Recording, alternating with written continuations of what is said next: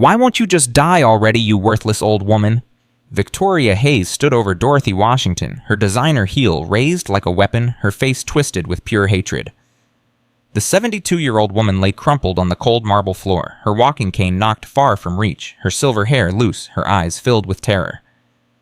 "You're nothing but a burden," Victoria screamed. "He doesn't need you anymore. He has me now." She didn't hear the footsteps behind her. She didn't see the yellow roses fall from his hands. She didn't know that in this moment her entire carefully constructed life was about to collapse. Marcus Washington had just witnessed everything. Before we continue, please subscribe to our channel and follow this story to the very end. Comment below with the city you're watching from so I can see how far this story has traveled. Now let me tell you what happened next. The yellow roses hit the marble floor before Marcus could process what his eyes were seeing. His mother, Dorothy Washington, lay crumpled on the ground. Her walking cane had been knocked several feet away. Her housecoat was disheveled, her silver hair loose from its usual elegant bun. And standing over her designer heel raised in fury was Victoria Hayes, his fiancée, the woman he had planned to marry in 3 months. Victoria's head snapped around at the sound of his footsteps. The transformation on her face was immediate and terrifying. 1 second pure hatred, the next calculated innocence. "Marcus, baby, thank God you're here. She fell and I was just trying to help her up." Marcus didn't hear her. His legs were already moving, carrying him past Victoria like she didn't exist, dropping him to his knees beside his mother. "Mama," his voice cracked. "Mama, I'm here." Dorothy's thin arms wrapped around his neck. She was shaking so hard Marcus could feel it in his own bones. And then she whispered something that shattered him. "I'm sorry, baby. I'm so sorry. I didn't want you to find out." She was apologizing. His mother lying on the floor after being attacked was apologizing to him. "Don't!" Marcus's voice was thick with emotion. "Don't you dare apologize. This isn't your fault." Behind them, Victoria's survival instincts kicked into high gear. "Marcus, sweetheart, you're misunderstanding the situation. Your mother has been having these episodes lately. She gets confused, she falls, she makes up stories. I've been trying to tell you for months that we need to discuss professional care options." "Stop talking." 2 words, ice cold. Victoria's mouth snapped shut. Marcus helped his mother to her feet, keeping one arm wrapped protectively around her shoulders. For the first time, he really looked at Dorothy, really saw her, and what he saw made his blood run cold. There were bruises on her wrists, faded ones yellow-green at least a week old, and fresher ones beneath them. Layers of bruises, evidence of repeated violence. "How long?" Marcus's voice was barely above a whisper. Dorothy's eyes filled with tears. "Lon, please? How long, Mama?" "A few months, maybe longer." The world tilted beneath Marcus's feet. Months. His mother had been suffering for months while he went to board meetings and charity galas and planned a wedding to the woman who was hurting her. Victoria stepped forward, her voice taking on an edge of desperation. "Marcus, whatever she told you, it's not true. She's old, she's confused. You know how elderly people can be." "I saw you." Marcus finally turned to face her. "I saw you, Victoria, standing over my mother with your heel raised. I heard you. Why won't you just die already?" "Those were your exact words." Victoria's face flickered. For just a fraction of a second, the mask slipped and Marcus saw something beneath it. Something cold. Something calculating. Something that had been hiding in plain sight for 18 months. "You're choosing her word over mine," Victoria's voice rose. "After everything I've done for you, after everything I've sacrificed, what exactly have you sacrificed, Victoria? My life, my career, my independence? I gave up everything to be with you, and this is how you repay me by believing the ramblings of a senile old woman." Dorothy flinched at the word senile. Marcus felt his mother shrink against him, and something inside him snapped. "Get out." "Excuse me." "Get out of my house, now." Victoria laughed. It was a harsh, ugly sound. "Your house. In case you've forgotten, my name is on the guest list of every event this house has hosted. My face is in every magazine feature. My ring is worth more than most people's homes. You can't just throw me out like yesterday's garbage. Watch me." Marcus pulled out his phone with his free hand and dialed. "James, I need you at the main house. Immediately. Miss Hayes is leaving and she needs an escort." Victoria's eyes went wide. "You're calling security on me on your fiancé." "You stopped being my fiancé the moment you raised your hand against my mother. This is insane. You're throwing away our entire future over a misunderstanding." "There's no misunderstanding." Marcus's voice was deadly calm. "I know exactly what I saw, and I know exactly who you are now." Victoria's face contorted with rage. For a moment, she looked like she might lunge at him. But then footsteps echoed in the hallway, and James Porter appeared, his face professionally neutral. "Ms. Hayes, I'll escort you to gather your belongings. You have 30 minutes. Victoria looked from James to Marcus to Dorothy, her chest heaving with barely contained fury. When she spoke again, her voice was low, venomous. "You're making a mistake, Marcus. A mistake you're going to regret for the rest of your life. I know things about you, about your company, about your family, and when I'm done, everyone else will know them too." She turned and stormed toward the stairs, her heels clicking against the marble like gunshots. Marcus watched her go, his arms still around his mother. Dorothy was trembling. "She'll make trouble," Dorothy whispered. "A woman like that doesn't go quietly." "Let her try." Marcus's jaw tightened. "I have something she doesn't." "What's that?" "The truth." But even as he said it, a cold knot formed in his stomach, because Victoria Hayes had spent 18 months fooling him completely, and if she could do that, what else was she capable of? He was about to find out. James returned 20 minutes later with a grim expression. "She's gone, sir, but she made several phone calls on her way out, and she took photos of some documents in your study." Marcus felt his blood pressure spike. "What documents?" "I couldn't see clearly, sir, but she was in there for about 5 minutes before I realized she'd detoured from the bedroom." "Pull the security footage, everything from the last 6 months. I want to see every moment she spent in this house when she thought no one was watching." James nodded slowly. "Sir, there's something you should know about the security system." "What about it?" "After that break-in scare last year, I installed secondary cameras, hidden ones, in places Ms. Hayes didn't know about." James paused. "I've been concerned about her for some time, the way she treated Mrs. Washington when you weren't around. I started keeping records." Marcus stared at his head of security. You knew what she was doing, and you didn't tell me." "I had suspicions, sir. Nothing concrete enough to bring to you. Ms. Hayes was very careful when she thought she was being observed. But the hidden cameras..." James hesitated. "I think you need to see the footage." Dorothy had been listening quietly. Now she spoke up. "James, how bad is it?" James looked at her with something like sorrow. "I'm sorry, Mrs. Washington. It's bad." They gathered in Marcus's study an hour later. Dorothy had insisted on being present despite Marcus's protests. "I lived at Lon. I can handle seeing it." James connected his laptop to the large monitor on the wall and pulled up a series of files organized by date. "These go back 7 months, he said. "I'm going to start with the most recent and work backward." The first video was from 3 weeks ago. Dorothy was in the kitchen trying to reach a bowl on a high shelf. Victoria walked in, saw her struggling, and deliberately moved the step stool further away. "Need help, Catherine?" Victoria's voice dripped with false sweetness. "Oh, I forgot. You can barely walk these days. How sad." She left the kitchen laughing. Marcus's hands clenched into fists. The next video was from 2 weeks before that. Dorothy was reading in the sunroom when Victoria entered, snatched the book from her hands and threw it across the room. "Nobody wants to hear about your boring life, old woman. Marcus certainly doesn't. He just tolerates you because he feels guilty." Dorothy's face in the video crumpled. She didn't say a word. Just sat there, hands trembling, while Victoria walked away with a satisfied smirk. Marcus felt sick. The videos continued. Victoria accidentally spilling hot coffee on Dorothy's lap. Victoria hiding Dorothy's medication and watching her panic. Victoria standing over Dorothy's bed at 3 in the morning, whispering things the audio couldn't quite capture, but Dorothy's terrified expression said everything.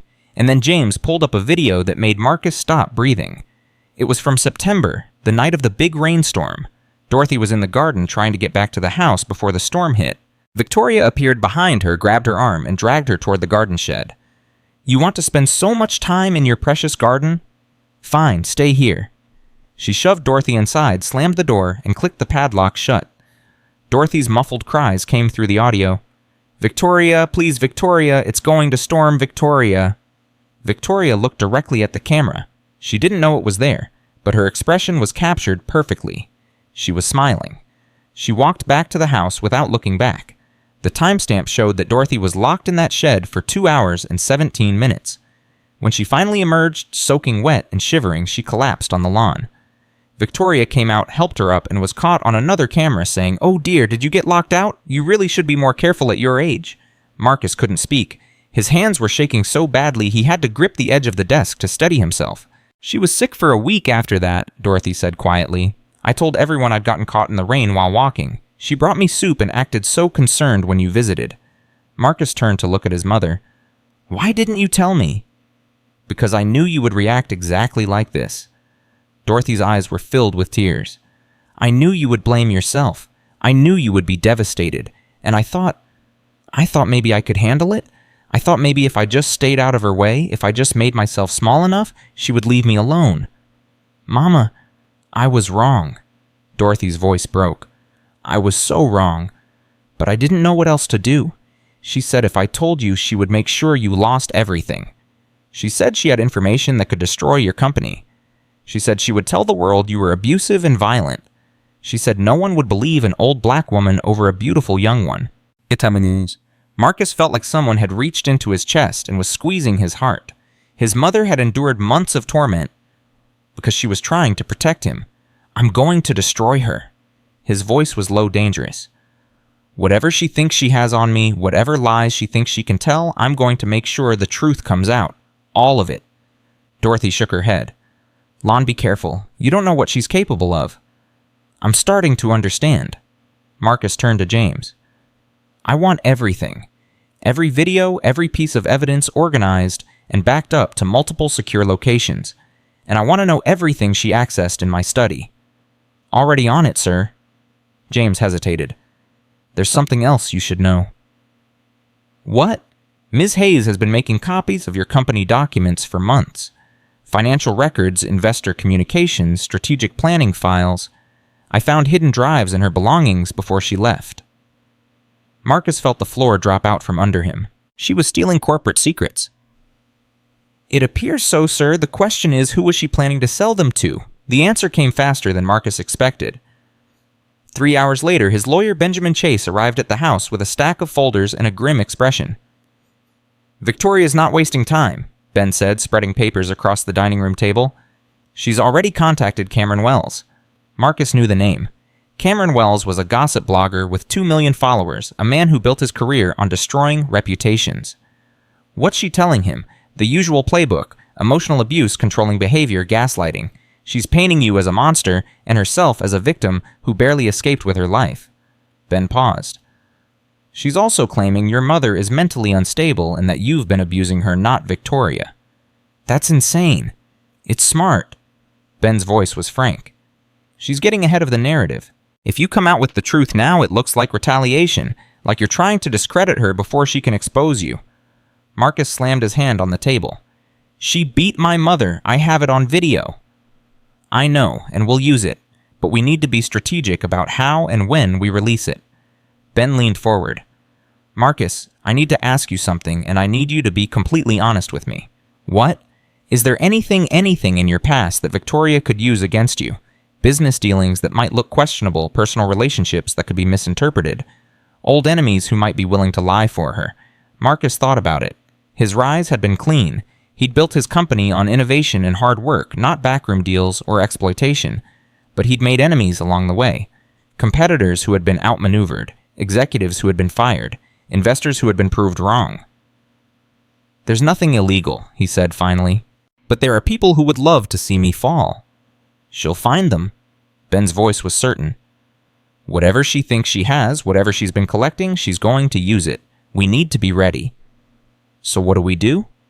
We tell the truth first, but we do it the right way." Ben pulled out his phone. "I have a contact at the Atlanta Journal-Constitution, a serious investigative journalist, not a gossip blogger, someone with credibility.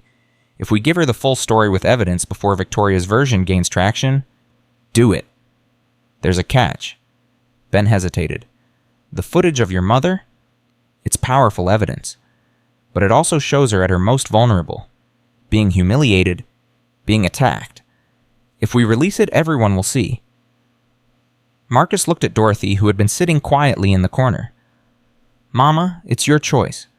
I won't release anything without your permission." Dorothy was quiet for a long moment. When she spoke, her voice was steady. "Release it." "Release? Are you sure? I spent months hiding Lon. Hiding the bruises. Hiding the fear. Hiding because I thought silence was strength." She took a deep breath. But silence isn't strength. Silence just gives cruelty a place to grow. If showing the truth means showing my worst moments, so be it. Maybe someone else out there is suffering the same way I did. Maybe seeing my story will give them courage. Marcus felt tears burning his eyes. Even now, after everything she'd been through, his mother was thinking about other people, about how her pain might help someone else. I love you, Mama. I love you too, baby. Now let's take that woman down. But Victoria wasn't waiting for them to make the first move. Marcus's phone rang at 11 p.m. that night. The number was blocked, but he answered anyway. Did you think I would just disappear? Victoria's voice was ice cold. Did you think you could throw me away like trash and there would be no consequences? Victoria, whatever you think you're going to accomplish? I'm going to destroy you, Marcus, piece by piece. I'm going to take everything you've built and burn it to the ground. And when I'm done, everyone will know that the great Marcus Washington is nothing but a fraud. I have evidence of what you did to my mother. And I have evidence of what you did to me. Victoria laughed. Or at least I will. It's amazing what a good lawyer can fabricate when there's enough money involved. Bruce Photo's medical records witness statements. By the time I'm done, you'll be the abuser, and your precious mother will be the crazy old woman who needed to be put in a home. No one will believe you. Won't they, Victoria's voice turned silky. I'm a beautiful young woman who gave up everything for a powerful man.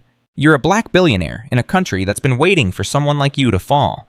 Who do you think the public is going to sympathize with? Marcus's grip on the phone tightened. Is that what this is about? You think people won't believe me because of my race?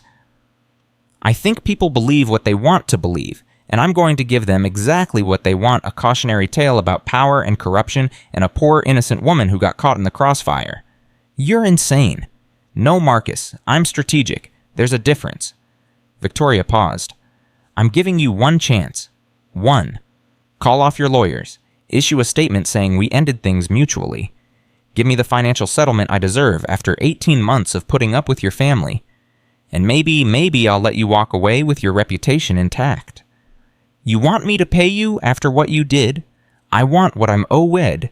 Victoria's voice rose. I invested 18 months in you. 18 months of smiling at your boring friends and pretending to care about your pathetic charity projects and tolerating your mother?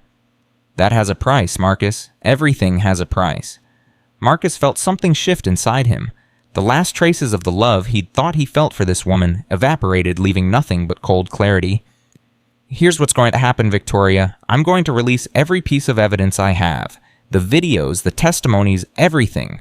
The world is going to see exactly who you are, and then I'm going to use every resource at my disposal to make sure you never hurt anyone else again. You're making a mistake. No, I made a mistake 18 months ago when I trusted you. This is me fixing it. He hung up. Dorothy was standing in the doorway watching him.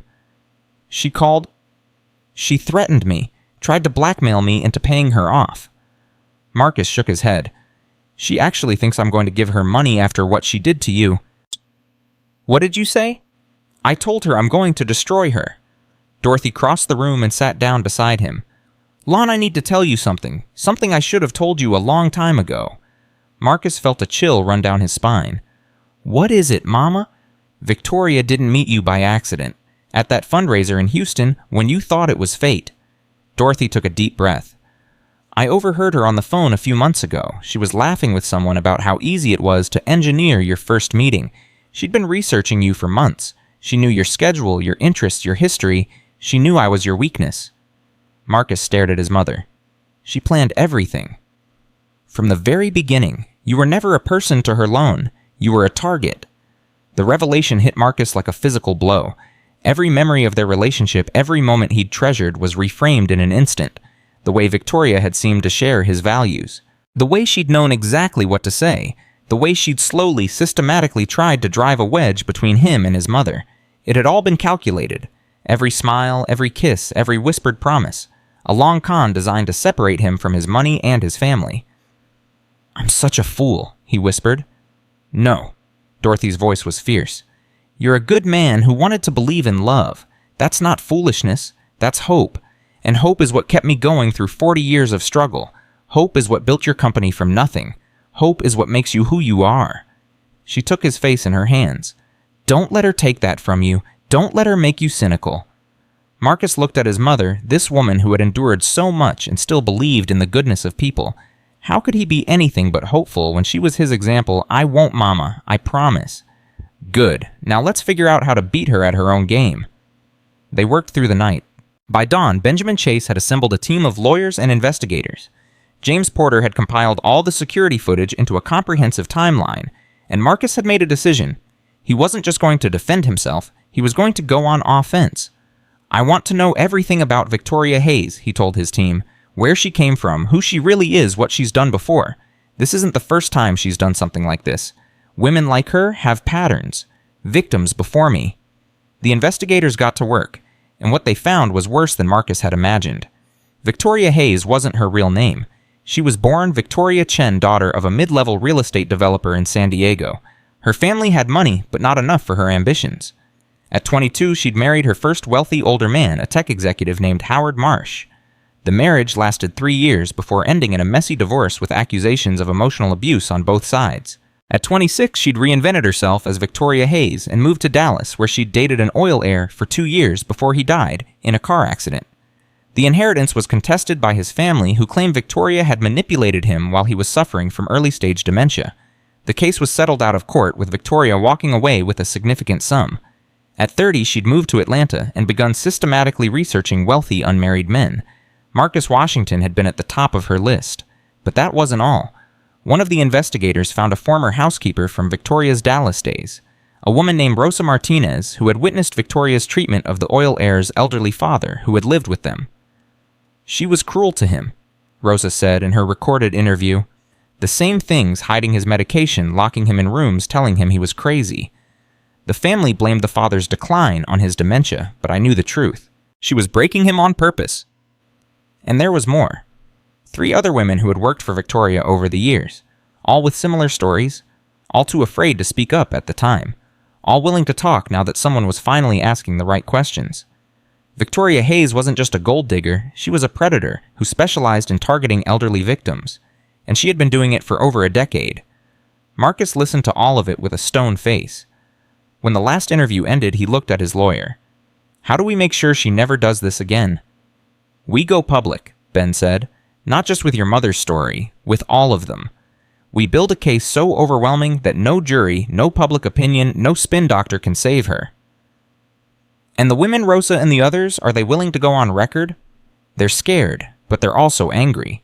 Victoria got away with it for too long. They want to see her face consequences. Marcus nodded slowly. Then let's make it happen. The next 72 hours were a whirlwind.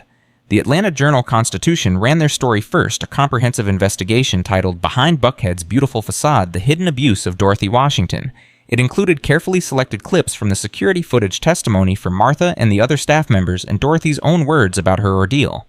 But it also included something Victoria hadn't expected: the stories of Rosa Martinez and the other victims. The pattern of behavior going back over a decade.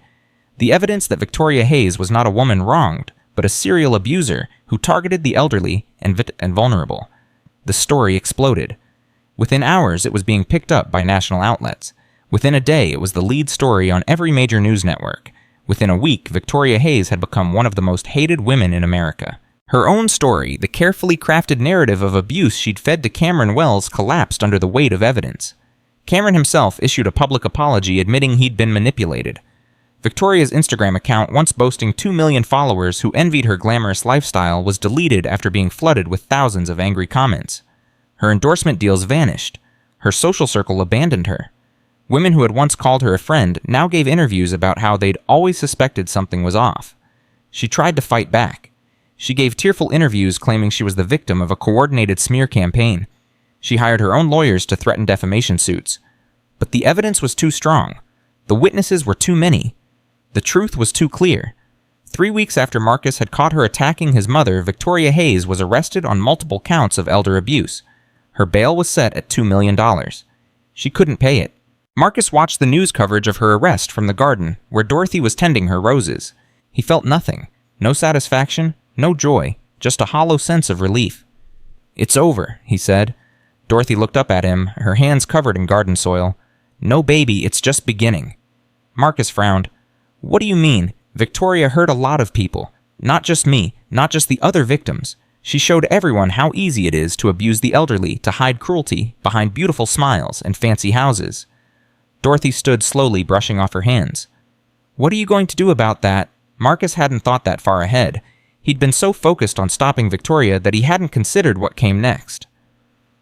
What do you think I should do, Mama? Dorothy smiled the same smile she'd worn when he was a boy and she was teaching him to ride a bike, the smile that said she already knew he could do something amazing. I think you should make sure no one else has to suffer the way I did. I think you should use your money and your power and your voice to protect people who can't protect themselves. She reached up and touched his face. I think you should turn this pain into purpose. Marcus looked at his mother, 72 years old, survivor of poverty, racism, violence, and betrayal, and still, after everything, thinking about how to help other people. How did you become so wise, Mama? I had a good teacher. Dorothy's eyes twinkled. My mother, your grandmother. She used to say the only way to honor your pain is to make sure it means something. I've never forgotten that. Marcus pulled her into a hug, careful not to squeeze too tight. She felt so small in his arms, so fragile, but she was the strongest person he had ever known. Okay, Mama, he said. Let's make it mean something. He didn't know yet what exactly that would look like. He didn't know about the foundation he would build, the lives he would change, the movement he would help create. But he knew one thing for certain. His mother had saved him as she had saved him his entire life. And now it was his turn to save others. The yellow roses were blooming again, and in the ashes of everything he had thought he wanted something new was beginning to grow. 3 days after Victoria's arrest, Marcus received a phone call that changed everything. He was sitting with Dorothy in the sunroom when his phone buzzed. The number was unfamiliar, but something made him answer. Mr. Washington, my name is Patricia Coleman. I'm Victoria Hayes' court-appointed attorney. Marcus's grip tightened on the phone. What do you want? My client would like to meet with you. She has information she believes you'll want to hear. Information about threats to your company that you're not aware of. Your client is a convicted abuser who's trying to manipulate her way out of prison. I'm not interested in anything she has to say. Mr. Washington, please. Patricia's voice dropped. I'm not asking as her lawyer. I'm asking as someone who has seen the evidence against her and knows she's going to prison regardless. What she wants to tell you has nothing to do with her case. It's about people who are planning to destroy you, people she was working with. Marcus felt ice run through his veins. Working with... Victoria didn't target you on her own. She was recruited, paid, by someone who wanted access to your company's secrets. Patricia paused. She's willing to give you everything. Names, dates, communications, in exchange for one thing. What? She wants to see your mother, to apologize.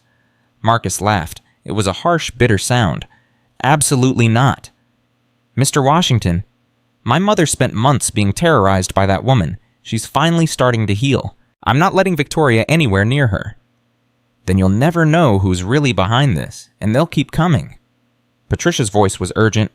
Victoria was a tool, Mr. Washington, a weapon pointed at you, but the people who aimed her, they're still out there, and they're not done.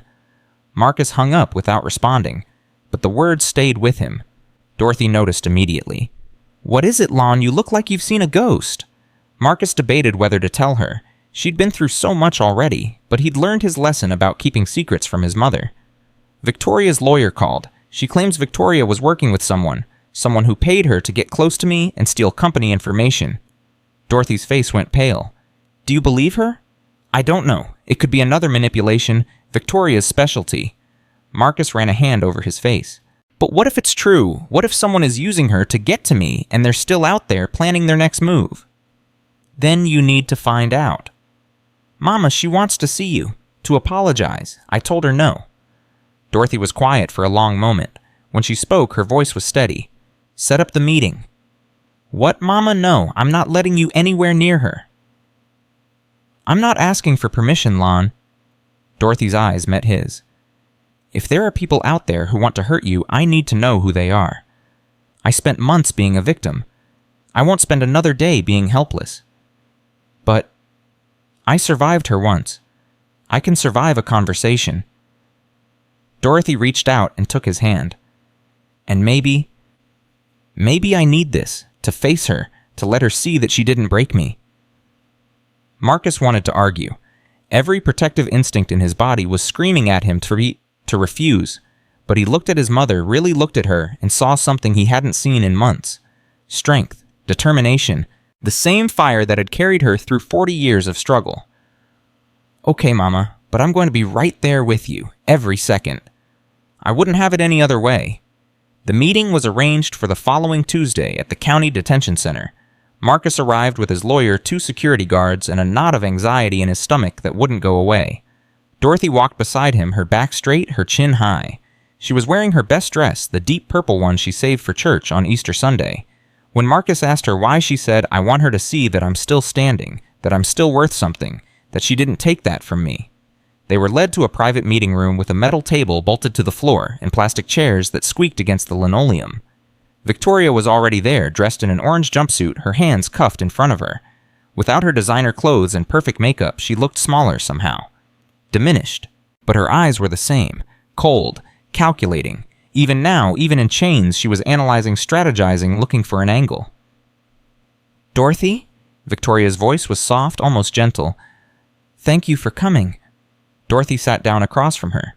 Marcus stood behind his mother, arms crossed, watching Victoria like a hawk watching a snake. "I'm not here for your apology, huh?" Dorothy said. "I don't want it, and I wouldn't believe it anyway." Victoria's mask flickered. "Then why are you here?" "To look you in the eyes and tell you something."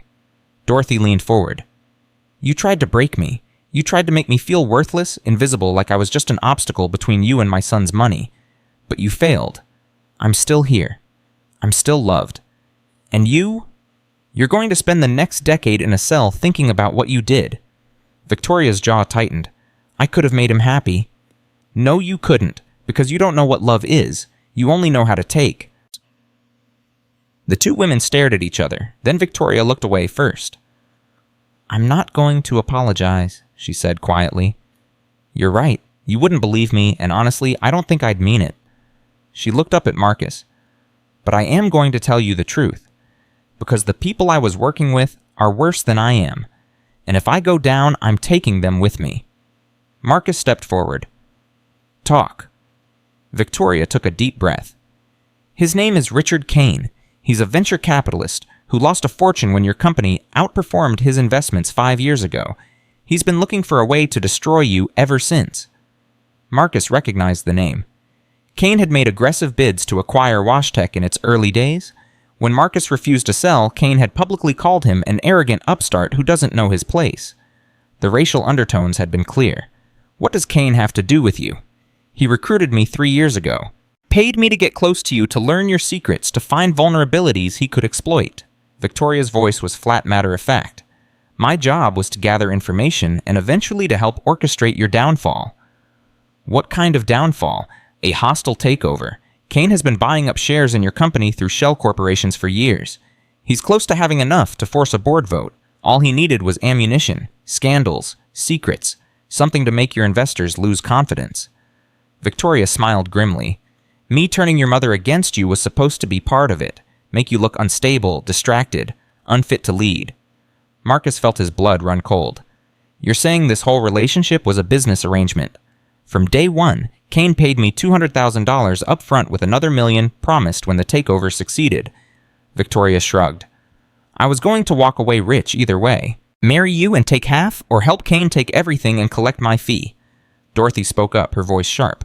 "How could you do that to another human being? How could you hurt people like this for money?"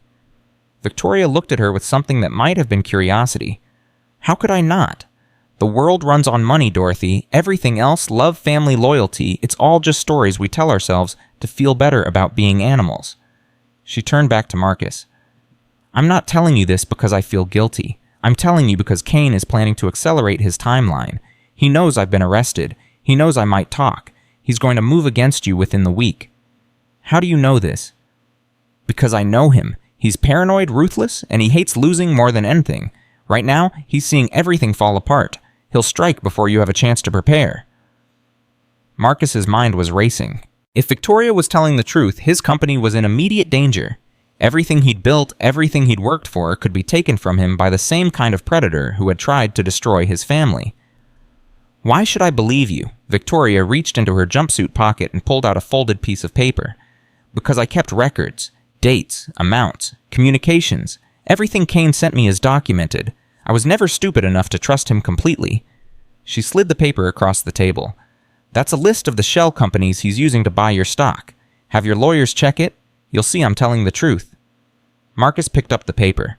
The handwriting was cramped, rushed, but the information was detailed. Account numbers, company names, dates of transactions.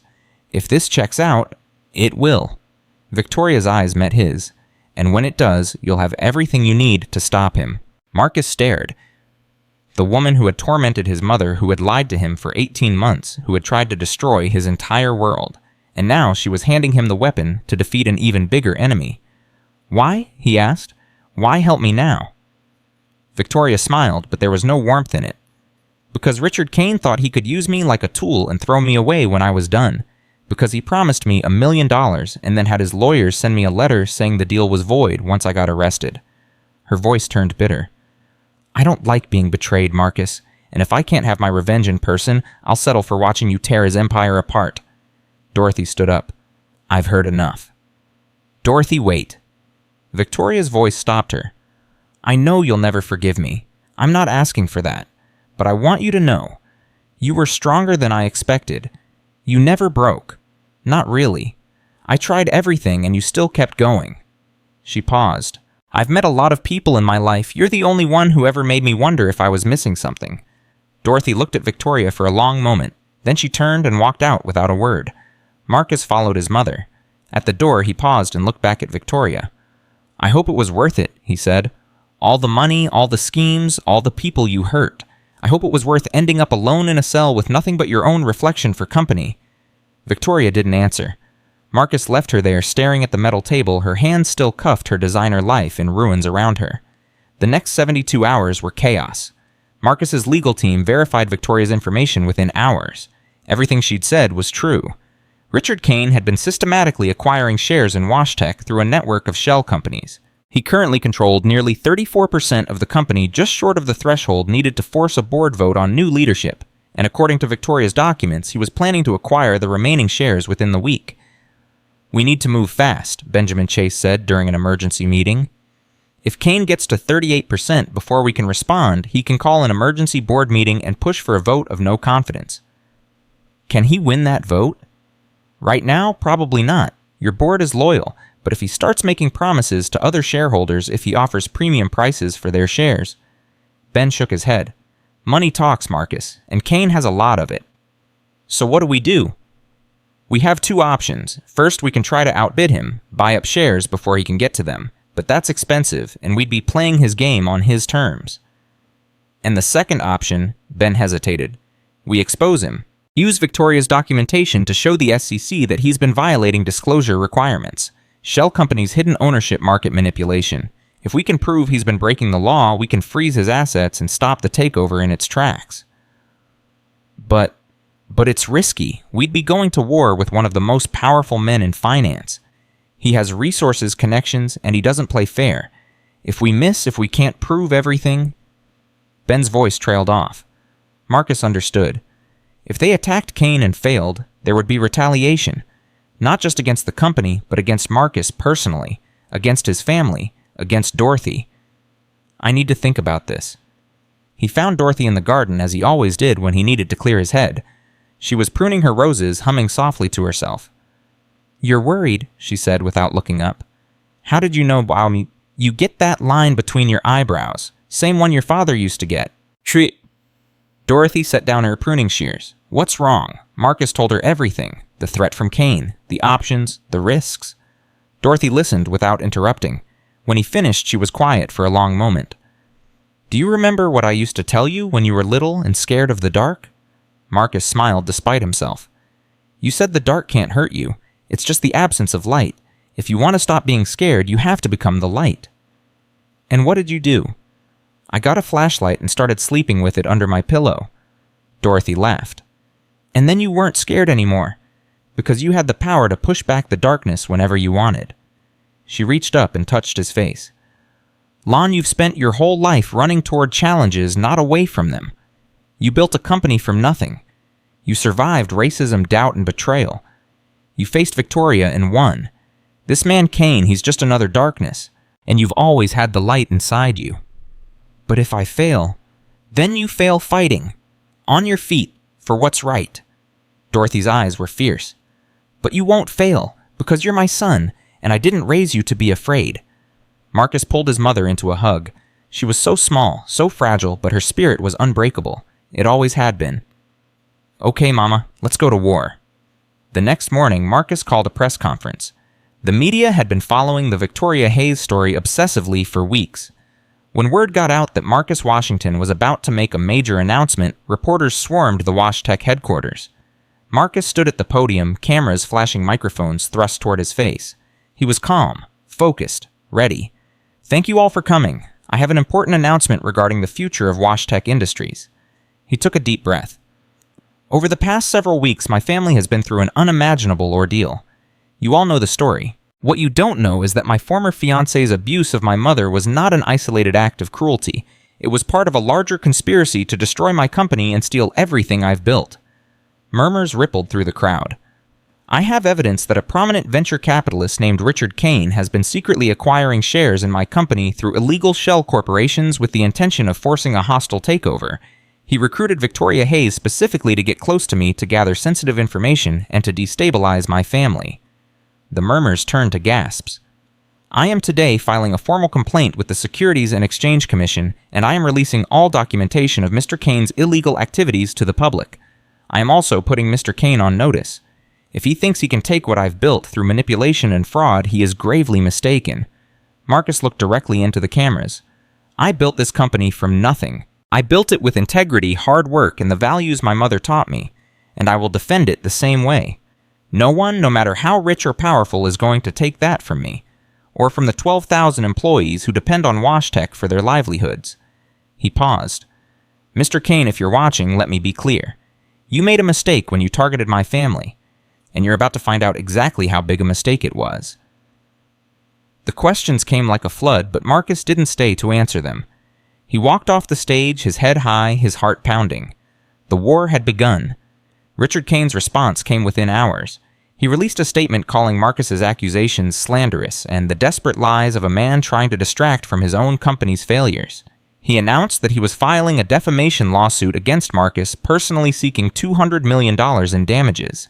He also made a mistake. In his anger, Kane gave an interview to a financial news network, and during that interview, he said something he shouldn't have.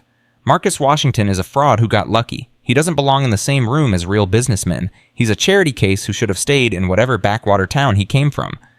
The interviewer, to her credit, pushed back. "That sounds like you're questioning his qualifications because of his background. Some might say that has racial undertones." Kane's face reddened. "I'm not racist. I'm a realist. Some people are born to lead. Others are born to follow. Washington doesn't know his place." The clip went viral within minutes. Marcus watched it with Benjamin Chase, both of them in stunned silence. "Did he really just say that?" Ben asked. "On national television, well, he did." Marcus felt a cold smile spreading across his face. "And he just lost." Within 24 hours, the tide turned completely. Civil rights organizations condemned Kane's comments. Business leaders who had been neutral came out in support of Marcus. Investors who had been considering selling to Kane's shell companies publicly announced they were staying loyal to WashTec, and the SEC, which had been moving slowly on Marcus's complaint, suddenly accelerated their investigation. 5 days after Marcus's press conference, federal agents raided Richard Kane's offices. The evidence they found was even more damning than Victoria's documents had suggested. Kane had been running a complex fraud operation for years, not just targeting WashTec, but multiple companies. Shell corporations, bribery, tax evasion, market manipulation. The list of charges filled 3 pages. Kane was arrested on a Tuesday morning, perp-walked in front of cameras just as Victoria had been weeks before. The image dominated every news cycle for the next 48 hours. Marcus watched the coverage from the garden where Dorothy was once again tending her roses. "It's over," he said. "Really over this time." Dorothy looked up at him, dirt on her hands, sunshine in her eyes. "No, baby, it's just beginning." "What do you mean? You beat Victoria, you beat Kane, but there are others out there, other people being abused by someone they trust, other companies being targeted by predators, other families being torn apart by greed. She stood slowly, brushing off her hands. What are you going to do about it? Marcus thought about everything that had happened. The months of hidden suffering, the lies, the manipulation, the systems that allowed predators like Victoria and Kane to operate in the shadows. I'm going to build something, he said slowly. Not just a foundation, a movement. I'm going to use everything I have, my money, my platform, my story, to protect people who can't protect themselves. Dorothy smiled. It was the same smile she'd given him when he was a boy, and he'd done something that made her proud. Now that sounds like my son. That night, Marcus stayed up late writing. Not a business plan, not a strategy document, something more personal. He wrote about his mother, about her sacrifice, about the months she spent suffering in silence because she loved him too much to cause him pain. He wrote about Victoria, about how easily she had fooled him, about the lessons he'd learned about trust and verification and the importance of really seeing the people you love. He wrote about Kane, about systemic corruption, about how power can be used to protect or to destroy, and he wrote about what he wanted to do next. A foundation dedicated to elder protection, hotlines and response teams, legal resources for families, training programs for caregivers, awareness campaigns that would reach every corner of America. He was going to call it the Dorothy Washington Foundation. When he told his mother, she cried. You don't have to do that, Lon. You don't have to put my name on it. I want the whole world to know who you are, Mama, not just as a victim who survived, but as the strongest woman I've ever known, the woman who taught me everything that matters. Dorothy pulled him into a hug. I love you, baby. I love you so much. I love you too, Mama, and this is just the beginning. Outside, the yellow roses were blooming bright. Inside, a mother and son held each other, healing together. And somewhere in the distance, the first chapter of a new story was beginning to write itself. Marcus didn't know yet about the woman he would meet 6 months later, the community nurse with the warm smile who would teach him what real love looked like. He didn't know about the legislation that would bear his mother's name protecting elders across 23 states. He didn't know about the thousands of people who would be saved by the Foundation's intervention, the families healed, the predators stopped, the silent suffering finally brought into the light. All he knew was that he had his mother, his purpose, and his determination, and that was enough. For now. 6 months later, Marcus still wasn't sleeping well. The Foundation had launched successfully, the hotlines were operational, the training programs were enrolling their first cohorts of caregivers. Media coverage had been overwhelmingly positive. Dorothy had become a nationally recognized advocate for elder rights, speaking at conferences and appearing on morning shows with the same quiet dignity she'd shown throughout her ordeal. By every external measure, Marcus Washington had won, but at 3 a.m, when the house was quiet and his mind refused to rest, he didn't feel like a winner. He felt hollow, empty, like a man who had built a castle and then realized he had no one to share it with. Dorothy noticed, of course, she always did. You're not eating enough, she said over breakfast one Thursday morning. And don't tell me you're fine. I can see the circles under your eyes. I'm fine, Mama. Dorothy gave him the look that had terrified him as a child, the one that said she could see straight through his lies. When's the last time you did something that wasn't work? The Foundation isn't work, it's purpose. It's work, Lon. Good work, important work, but still work. She reached across the table and took his hand. You need balance. You need joy. You need... She hesitated. You need to let yourself be happy again. I am happy. No, baby, you're busy. There's a difference. Marcus didn't have an answer for that. The community appreciation event was Dorothy's idea. The Foundation's been running for 6 months, she said. We should celebrate. Bring together the volunteers, the staff, the families we've helped. Show them what they're part of. Marcus agreed, mostly because his mother's eyes lit up when she talked about it. He hadn't seen that spark in months. If throwing a party would make her happy, he'd throw the biggest party Atlanta had ever seen. The event was held at a community center in Decatur, just outside Atlanta. Simple setup, nothing fancy. Food trucks instead of catering. A local band instead of expensive musicians. Children running between tables while their parents talked and laughed. It was exactly what Marcus needed, even if he didn't know it yet. He was making rounds, shaking hands, and thanking volunteers when he saw her. She was kneeling beside an elderly man in a wheelchair, helping him pin a name badge to his cardigan. Her movements were gentle, practiced. She said something Marcus couldn't hear, and the old man threw his head back and laughed a deep, joyful sound that carried across the entire park. Marcus stopped walking. There was something about her. Not just beauty, though she was beautiful with warm brown skin and natural curls pulled back in a low bun. It was something in her presence. A groundedness. an ease, like she belonged exactly where she was. James appeared at his side. "That's Jasmine Carter, community nurse from Decatur. She's been volunteering with the foundation for about 4 months. I don't remember seeing her before. She usually works the phone lines. This is her first field event." James paused. "You want me to introduce you?" "No." Marcus shook his head. "No, I'll introduce myself." But he didn't, not then. Every time he worked up the courage to approach her, something interrupted. A donor wanting to talk, a reporter asking for a quote, a volunteer needing direction. He watched her from across the park all afternoon. She helped serve food. She danced with a grandmother who wanted to show off her moves. She carried a toddler on her hip while simultaneously directing a group of volunteers to their stations. She was everywhere, doing everything, and she made it all look effortless. It was Dorothy who finally pushed him. "Stop staring and go talk to her." Marcus nearly choked on his lemonade. "What?" "The pretty nurse, Jasmine. You've been watching her for 2 hours. Either go introduce yourself or stop being weird about it." "Mama, I'm not." "Lon." Dorothy's voice was firm. "You're my son. I've known you for 41 years. I know when you're interested in someone, and I know when you're scared to do something about it." "I'm not scared." "Then prove it." Marcus looked at his mother, then at Jasmine, then back at his mother. Dorothy raised an eyebrow. "Fine," he muttered. "Fine." He walked across the park, his heart pounding harder than it had during any business negotiation. When he reached Jasmine, she was helping clean up some spilled punch from a table. "Hi," he said. She looked up. "Hi yourself." "I'm Marcus Washington." "I know who you are." She smiled, and something in Marcus's chest loosened. "I've been volunteering here for 4 months. I've seen your picture on approximately 1,000 flyers." Right, of course. He felt like an idiot. "I just wanted to say thank you for volunteering, for everything you do. I'm a nurse. Helping people is literally my job. But you don't get paid for this. You come here on your days off. You give up your free time." Marcus struggled to find the right words. "Why?" Jasmine's expression grew thoughtful. "My grandmother raised me. Did you know that—" Marcus shook his head. "My parents died in a car accident when I was 7. My grandmother took me in, raised me, sacrificed everything so I could have a future." Jasmine's voice softened. "She passed 3 years ago, and when I heard about your foundation, about what happened to your mother, I thought, this is how I honor her, by making sure other grandmothers, other elders don't have to suffer alone."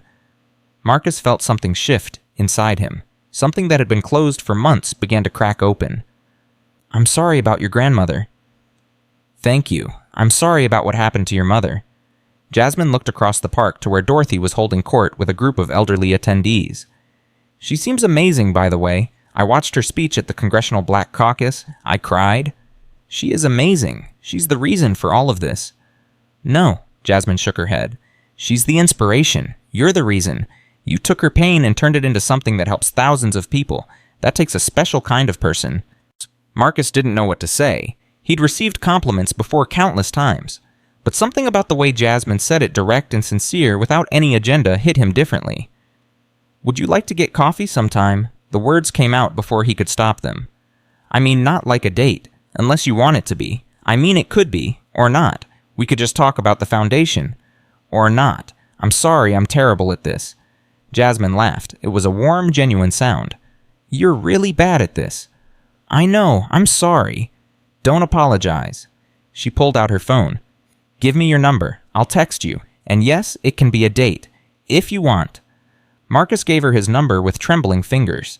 She typed it in, then looked up at him with a smile that made his heart skip. "I'll see you around, Marcus Washington." She walked away. Marcus stood there, phone in hand, feeling like a teenager with his first crush. Dorothy appeared at his side moments later. "Well, I got her number." "Good." Dorothy patted his arm. "Now don't mess it up." Their first coffee date was supposed to be casual, an hour, maybe 2, get to know each other, no pressure. It lasted 5 hours. They talked about everything. Jasmine told him about growing up in College Park, about her grandmother's cornbread recipe, about her years at Spelman, and her work at Grady Memorial. Marcus told her about Macon, about his father, about the years of struggle before success. They talked about love and loss and what it meant to build something meaningful. They talked about Victoria briefly, and Marcus was surprised how easily the words came. Jasmine didn't judge. She just listened. "She fooled you," Jasmine said when he finished. "That's not a character flaw. That's what predators do. They fool people. I should have seen it. Maybe you saw what you needed to see at the time." She reached across the table and touched his hand. "The important thing is what you do now, and from what I can tell, you're doing everything right." Marcus looked at her hand on his. Small, warm, steady, so different from Victoria's perfectly manicured grip. "I don't know if I can trust myself again," he admitted. "To judge people, to know who's real and who's pretending." "Do you think I'm pretending?" The question caught him off guard. No, I don't." "Why not?" Marcus thought about it. "Because you don't want anything from me. You're not trying to impress me or manipulate me. You just are who you are." "Exactly." Jasmine squeezed his hand. "And that's how you'll know Marcus. Real people don't perform. They just show up." It was the first time since Victoria that Marcus felt something like hope. Their relationship moved slowly, deliberately. Coffee dates became dinners. Dinners became long walks through Piedmont Park. Walks became hours-long phone calls that lasted until midnight. 3 months after they met, Jasmine came to the mansion for Sunday dinner. Dorothy had been cooking all day. Her best china was out. The table was set with flowers from her garden. "Mama, it's not that serious," Marcus said, trying to calm his nerves. "It's just dinner." "It's the first woman you've brought home since—" Dorothy paused. "Since Victoria. It's serious, Lon. To me, at least." Marcus hugged her. "I know, Mama. Me too." Jasmine arrived right on time, carrying a bottle of wine and a homemade pound cake. "My grandmother's recipe," she said, handing the cake to Dorothy. "I thought you might like it." Dorothy's eyes lit up. "You made this yourself?" "From scratch. Took me 3 tries to get it right." Dorothy looked at Marcus, then back at Jasmine. Then she smiled, the real smile, the one Marcus hadn't seen in months. "Come in, honey. Let me show you where everything is." The dinner went perfectly. Better than perfectly. Jasmine and Dorothy talked for hours, sharing stories, comparing recipes, laughing at jokes Marcus didn't understand. He sat back and watched, his heart fuller than it had been in years. After dessert, Jasmine offered to help clean up. Dorothy shooed her away. "You're a guest. Go sit with Lon. I've got this." "Mrs. Washington, I can't just—" "Dorothy. Call me Dorothy." She pressed Jasmine's hand. "And yes, you can, because I want to talk to my son for exactly 2 minutes before I finish these dishes. Go." Jasmine raised an eyebrow at Marcus. He shrugged. "When Dorothy gave orders, you followed them." They settled on the porch swing, looking out at the garden. The evening was warm, the sky painted with the last colors of sunset. "Your mother is incredible," Jasmine said. "She likes you, a lot." "How can you tell, Dumby?" "She called you honey. She never called Victoria anything but Ms. Hayes." Marcus smiled. "She sees something in you, something real." Jasmine leaned her head against his shoulder. "I could say the same about her son." They sat there as the stars came out, 2 people who had found each other against all odds, building something new from the ruins of old pain. But the peace wouldn't last. It never does. The call came 3 weeks later at 2 in the morning. Marcus jerked awake, phone buzzing on his nightstand. The number was the Foundation's emergency line. "Mr. Washington, this is Sandra from the night response team. We have a situation." Marcus was already getting out of bed. "What kind of situation?" "There's a woman at Grady Memorial, 84 years old. She was beaten badly, possibly by a family member. The hospital called our hotline because she mentioned seeing our commercials." Sandra's voice wavered. "She's asking for you specifically, sir, by name." "Why me?" "She says—" Sandra paused. "She says she knows who really killed her husband, and she'll only talk to you." Ting! Marcus felt ice run through his veins. "I'm on my way." He arrived at the hospital within the hour. The woman was in a private room hooked up to monitors, her face swollen almost beyond recognition, but her eyes were clear, alert, and filled with a determination that reminded Marcus of his own mother. "Mr. Washington?" Her voice was weak but steady. "Thank you for coming." "What's your name?" "Beatrice Hammond." She coughed, wincing in pain. "I've been watching your story on the news, what happened to your mother, what you did about it, and I thought, maybe you're the one who can help me." Marcus pulled a chair close to her bed. "Tell me everything." Beatrice's story came out in fragments, interrupted by coughing and tears. She had been married to Raymond Hammond for 62 years. He had been a good man, a deacon at their church, a beloved grandfather. 3 years ago, he'd started showing signs of dementia. Their son Dennis had moved back home to help care for him, but Dennis hadn't been helping. "He was stealing from us," Beatrice whispered, "draining our accounts, forging Raymond's signature on documents, and when Raymond started to question where the money was going." She stopped. Tears rolled down her bruised cheeks. "Dennis gave him the wrong medication, told him it was his heart pills. But it wasn't, and Raymond died that night." Her voice broke. "The doctors said it was natural causes, but I knew. Marcus felt sick. "Why didn't you tell anyone?" "Who would believe me? I'm old. I'm black. I have no proof. And Dennis?" She shuddered. "Dennis told me if I ever said anything, he would do the same to me. So I stayed quiet. 3 years, Mr. Washington. 3 years of living with my husband's killer, too afraid to speak." "What changed?" "I saw your mother on television. Saw her standing up, telling her story, refusing to be silent anymore." Beatrice's eyes met his. "And I thought if she can be brave, maybe I can too." "So you confronted Dennis?" "Tonight, I told him I was going to the police, that I had nothing left to lose." She gestured weakly at her battered face. This was his answer. Marcus's hands were shaking, not from fear, from rage. "Where is Dennis now?" "I don't know. He ran after he finished with me. The neighbors heard the commotion and called 911. He's out there somewhere, probably trying to figure out how to silence me permanently." Marcus stood up. "You're going to be safe. I promise you. I'm going to post security at your door around the clock, and we're going to find Dennis Hammond and make sure he pays for what he did." "Mr. Washington." Beatrice reached out and grabbed his wrist with surprising strength. "There's something else. Something I haven't told anyone." "What is it?" Dennis wasn't working alone. He had help. A woman. Someone who taught him how to do it, how to drug Raymond, without getting caught, how to make it look natural.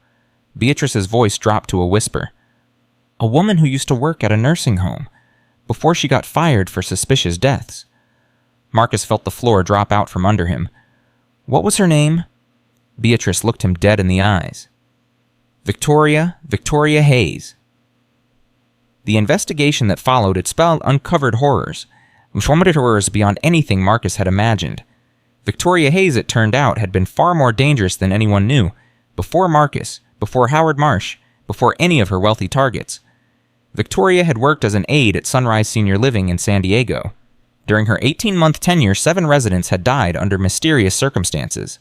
All were wealthy, all had family members who inherited substantial estates.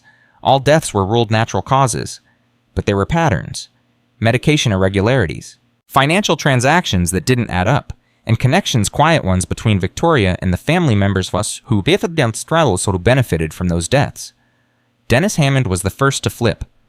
Facing murder charges and the prospect of life in prison, he told investigators everything. Victoria had approached him 2 years ago, posing as a financial advisor. She'd learned about Raymond's dementia, about the family's savings, about Dennis's gambling debts. She'd offered him a way out. "She told me exactly what to do," Dennis sobbed during his confession. "What medication to substitute, how much to give him, how to act afterwards so no one would suspect." His voice cracked. "She said she'd done it before. Said she'd helped lots of families ease the burden of elderly relatives. Said it was a mercy." Marcus watched the confession through a two-way mirror, his hands clenched so tight his nails drew blood. Victoria hadn't just abused his mother. She was a serial killer. And she'd been operating for over a decade. The subsequent investigation expanded across 3 states. Families came forward. Bodies were exhumed. Evidence was painstakingly assembled. In the end, Victoria Hayes was linked to at least 12 deaths. The trial was the biggest in Georgia history. Victoria sat in the defendant's chair, her orange jumpsuit a far cry from the designer clothes she'd once worn. Her hair was unwashed. Her face was pale. But her eyes were still calculating, still searching for an angle, still refusing to accept that she'd finally been caught. Marcus testified on the 3rd day. He told the jury about his mother, about the hidden cameras, about Victoria's confession regarding Richard Kane, and about Beatrice Hammond, who had been brave enough to speak up when everyone else was silent. "Victoria Hayes is not just an abuser," Marcus said, looking directly at her. "She's a predator who targeted the most vulnerable members of our society, the elderly, the disabled, the ones who couldn't fight back." His voice shook with emotion. "She thought she was untouchable. She thought money and beauty and manipulation would protect her forever. She was wrong. Victoria's lawyer tried to paint her as a victim, a troubled woman with a difficult childhood, someone who had been manipulated by men like Richard Kane. The jury didn't buy it. After 4 days of deliberation, they returned a verdict: guilty on all counts. Victoria Hayes was sentenced to life in prison without the possibility of parole. As she was led away in handcuffs, she turned and locked eyes with Marcus one final time. Her face was blank, unreadable, but her eyes were burning with hatred. "This isn't over," she mouthed silently. Marcus didn't respond. He just turned and walked away toward the exit, toward his mother, toward the life he was finally free to build. Dorothy was waiting outside the courthouse, surrounded by reporters and supporters. When she saw Marcus emerge, she broke away from the crowd and walked toward him, arms open. He fell into her embrace like a child. "It's done, Mama. It's really done." "I know, baby. I know." She held him tight. "I'm so proud of you." "For what?" "For cleaning up a mess I helped create. For not giving up. For fighting when it would have been easier to walk away. For being the man your father always knew you could be." Marcus pulled back and looked at his mother. 73 years old now. Frailer than she used to be. But her eyes were bright and her spirit was unbroken. "What do we do now, Mama?" Dorothy smiled. "We live long. We live and we love, and we help as many people as we can for as long as we're able." She took his hand. "And maybe if you're not too busy, you could bring that nice nurse around for dinner again. I have a new pound cake recipe I want to try." Marcus laughed. It was the first real laugh he'd felt in months. "I think I can arrange that, Mama." They walked through the crowd together, mother and son, the cameras flashing around them. And for the first time since that terrible morning when the yellow roses fell, Marcus felt something like peace. Not the absence of pain, not the forgetting of what had happened, just the quiet certainty that the worst was behind them, and the best was still to come. Jasmine was waiting at the house when they arrived. She stood in the driveway, still wearing her nursing scrubs from work, her face tired but radiant with relief. "I watched it on TV," she said as Marcus stepped out of the car. "I couldn't be there in person, but I saw everything." She walked toward him. "Are you okay?" "I am now." He pulled her into a kiss. Right there in the driveway, in front of Dorothy, in front of the security guards, in front of God and everyone. When they finally broke apart, Dorothy was grinning. "Finally, huh?" she said. "Now let's go inside. I'm too old to be standing around watching you two be in love." That night, the three of them sat on the porch watching the stars come out. Dorothy in her favorite chair. Marcus and Jasmine on the swing, her hand in his. No one spoke for a long time. They didn't need to. The yellow roses were in full bloom, their fragrance drifting through the warm evening air. Somewhere in the distance, a church bell was ringing. "I used to pray for this," Dorothy said suddenly. Her voice was soft, contemplative. "When you were little Lon, when we had nothing, when I didn't know if I could keep the lights on or put food on the table. I used to pray that one day you would be happy, really happy, not successful, not rich, just happy." Marcus felt tears burning his eyes. And now I see you sitting there with this beautiful woman, and I think prayers do get answered. Sometimes they just take a little longer than we'd like." Jasmine squeezed Marcus's hand. "I love you," she whispered. "I know it's soon. I know we're still figuring things out, but I love you, and I love your mother, and I want to be part of whatever comes next." Marcus looked at her, then at his mother, then at the roses blooming against all odds in the garden that Dorothy had tended for years. "I love you too," he said. "Both of you. And I promise whatever comes next, we face it together." Dorothy smiled. It was the smile he remembered from childhood, from cardboard Christmas trees and library books and prayers whispered in the dark. "That's all I ever wanted, baby. That's all I ever wanted." The stars blazed overhead. The roses perfumed the air.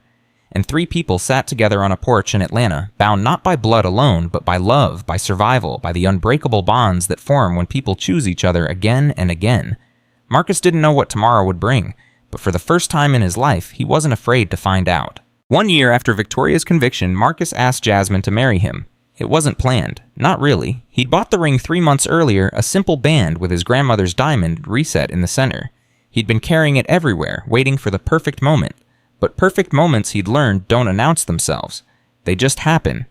They were in the garden late afternoon, helping Dorothy plant new rose bushes.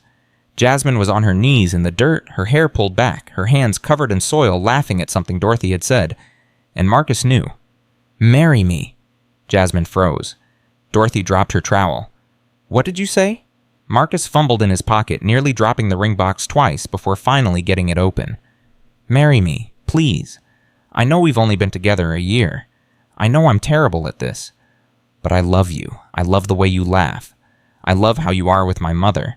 I love that you don't care about my money or my name. You just care about me. Jasmine stared at the ring, then at him, then back at the ring. You're proposing to me while I'm covered in fertilizer. Yes. In front of your mother. Yes. Without any warning whatsoever.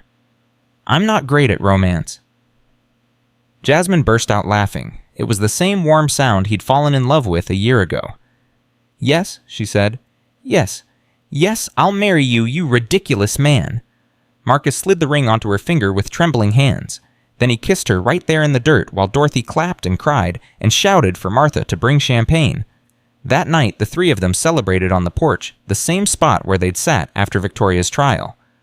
I knew it, Dorothy said, raising her glass. I knew from the first dinner, the way she looked at you, the way you looked at her. It reminded me of your father and me. Really, Mama? Really? Dorothy's eyes grew misty. He would have loved her, Lon. He would have loved her so much. Jasmine reached over and took Dorothy's hand. I wish I could have met him. You would have gotten along. He was stubborn just like you, never took no for an answer. Dorothy smiled. That's how he convinced me to marry him. Just kept showing up until I said yes. Marcus laughed. Is that what I did? Pretty much. Jasmine grinned. You just had better timing. The wedding planning began immediately. Dorothy insisted on being involved in every decision from the flowers to the menu to the color of the napkins. Mama, it's not your wedding. It's my only son's wedding. That makes it my wedding, too. Marcus didn't argue. He'd learned long ago that arguing with Dorothy Washington was a losing battle, but 3 weeks into the planning, something unexpected happened. Dorothy collapsed. It was a Thursday morning. Marcus was in his office at the foundation when his phone rang. Martha's voice was frantic on the other end. Mr. Washington, you need to come home now. Your mother. He didn't wait to hear the rest. He was in his car and speeding toward the mansion before Martha finished her sentence. When he arrived, the paramedics were already there. Dorothy was on a stretcher, pale and barely conscious. Jasmine was beside her, holding her hand, talking to her in a calm, steady voice. What happened? She was in the garden, Martha said, tears streaming down her face. One moment she was fine, the next she just fell. She couldn't get up. She was confused, didn't know where she was. Marcus felt the world tilt. Mama, Mama, can you hear me? Dorothy's eyes fluttered open. Lon, what? What's happening? You're going to the hospital. You collapsed. No, I'm fine. I just got dizzy. Help me up. Mrs. Washington. Jasmine's voice was firm but gentle. You need to go to the hospital. Your blood pressure is dangerously high. This could be serious. I'm fine, I said. I've been fine for 73 years. I'm not going to... Her eyes rolled back. Her body went limp. Mama, Mama! The paramedics pushed Marcus aside. Sir, we need to move. Now. The next few hours were a blur. Marcus paced the hospital waiting room, while Jasmine made calls. Calls coordinated with doctors, handled everything with the calm efficiency of someone who'd spent years in medical settings. Finally, Thomas Chen emerged from the emergency department. His face was serious. Mr. Washington, your mother is stable. Marcus nearly collapsed with relief. Thank God, what happened? She had a minor stroke, a transient ischemic attack, or TIA. It's often called a warning stroke. Dr. Chen paused. The good news is there doesn't appear to be permanent damage. The bad news is that TIAs are frequently followed by more serious strokes if we don't take preventive action. What kind of action? Medication, lifestyle changes, close monitoring. Dr. Chen hesitated. Mr. Washington, your mother is 73 years old. She's been under tremendous stress for the past 2 years. Her body is telling her it's time to slow down. She won't like that. No, I imagine she won't. Dr. Chen almost smiled. But she needs to. If she keeps pushing herself the way she has been, the next stroke might not be a warning. Marcus nodded slowly. Can I see her? She's resting now, but yes, she's been asking for you. Dorothy was in a private room hooked up to monitors that beeped steadily. She looked small in the hospital bed. Fragile. Old. Marcus hadn't thought of his mother as old before. She was always so strong, so vibrant.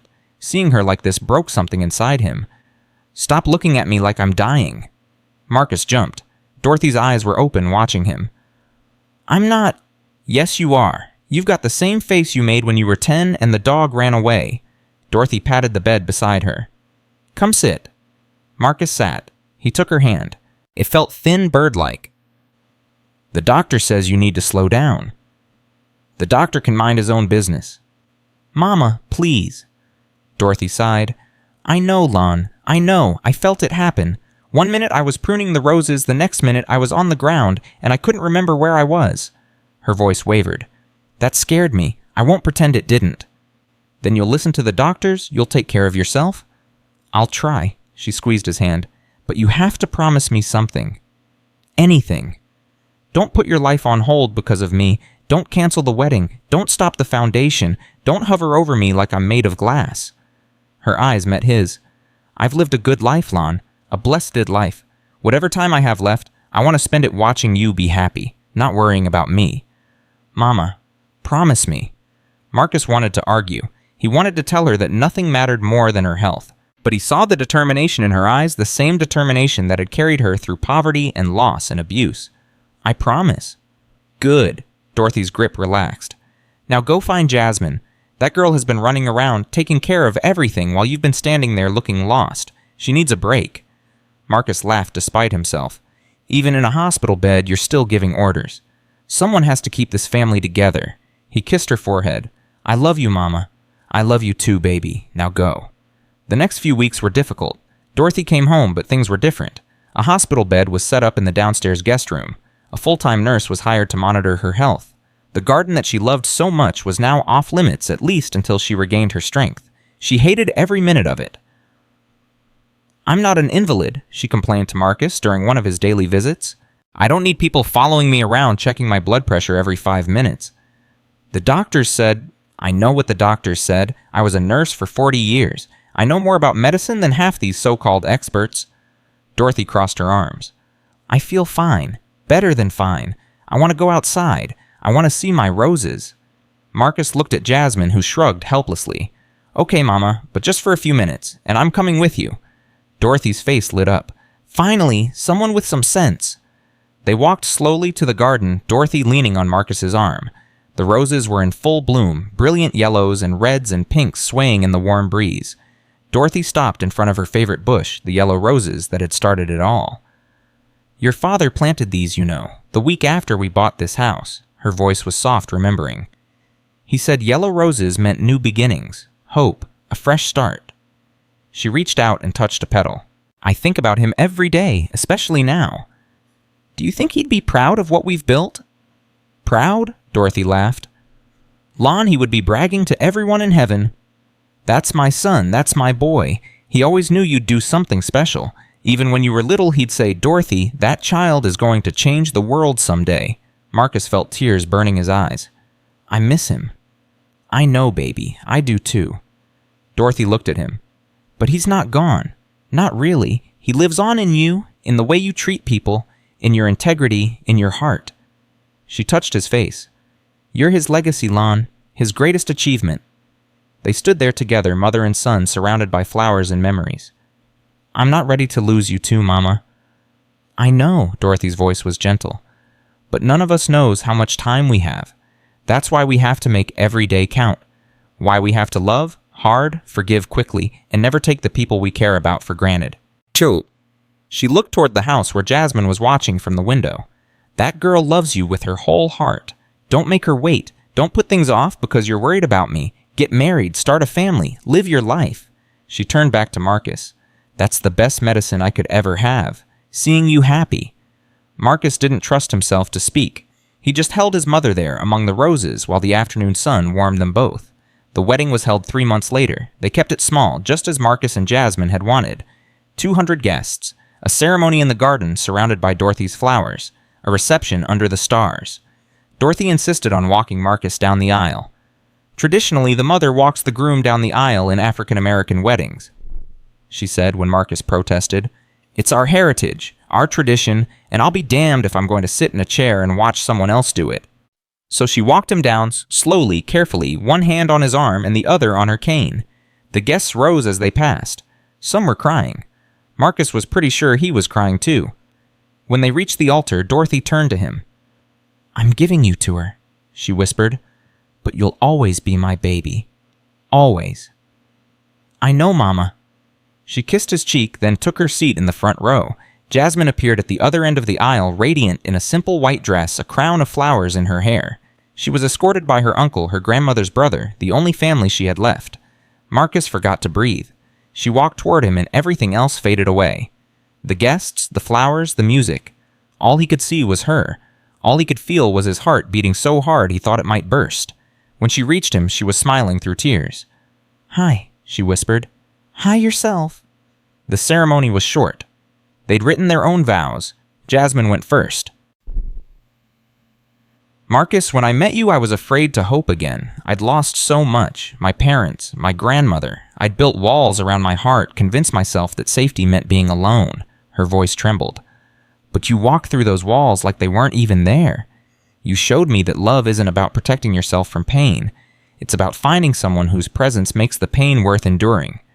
She reached up and touched his face. "I promise to love you. Not the billionaire, not the public figure, not the hero, just you. The man who's terrible at romantic gestures but makes up for it with his whole heart. The man who loves his mother more than anything in the world. The man who saw me, really saw me, and decided I was worth keeping." Marcus wiped his eyes. "You're making it really hard for me to follow that." The guests laughed. Jasmine squeezed his hand. Marcus took a deep breath. "Jasmine, I spent most of my life believing that success meant achievement, building companies, making money, proving to the world that I was worth something." He paused. "And then I found out that everything I thought mattered didn't, not really. What mattered was my mother. What mattered was truth. What mattered was finding someone who loved me for who I am, not what I have." He took her hands in his. "You are the answer to a prayer I didn't know I was praying. You are the peace I didn't know I needed. You are my home." His voice broke. "I promise to love you, to protect you, to stand beside you through whatever comes, to be the man you deserve even when I fall short, to spend every day trying to be worthy of the gift you've given me." The minister smiled. "By the power vested in me, I now pronounce you husband and wife. Marcus, you may kiss your bride." He did, thoroughly. The reception was everything they'd hoped for. There was dancing and laughter and speeches that made everyone cry. Dorothy gave the toast standing with help from Martha, her voice strong despite her frailty.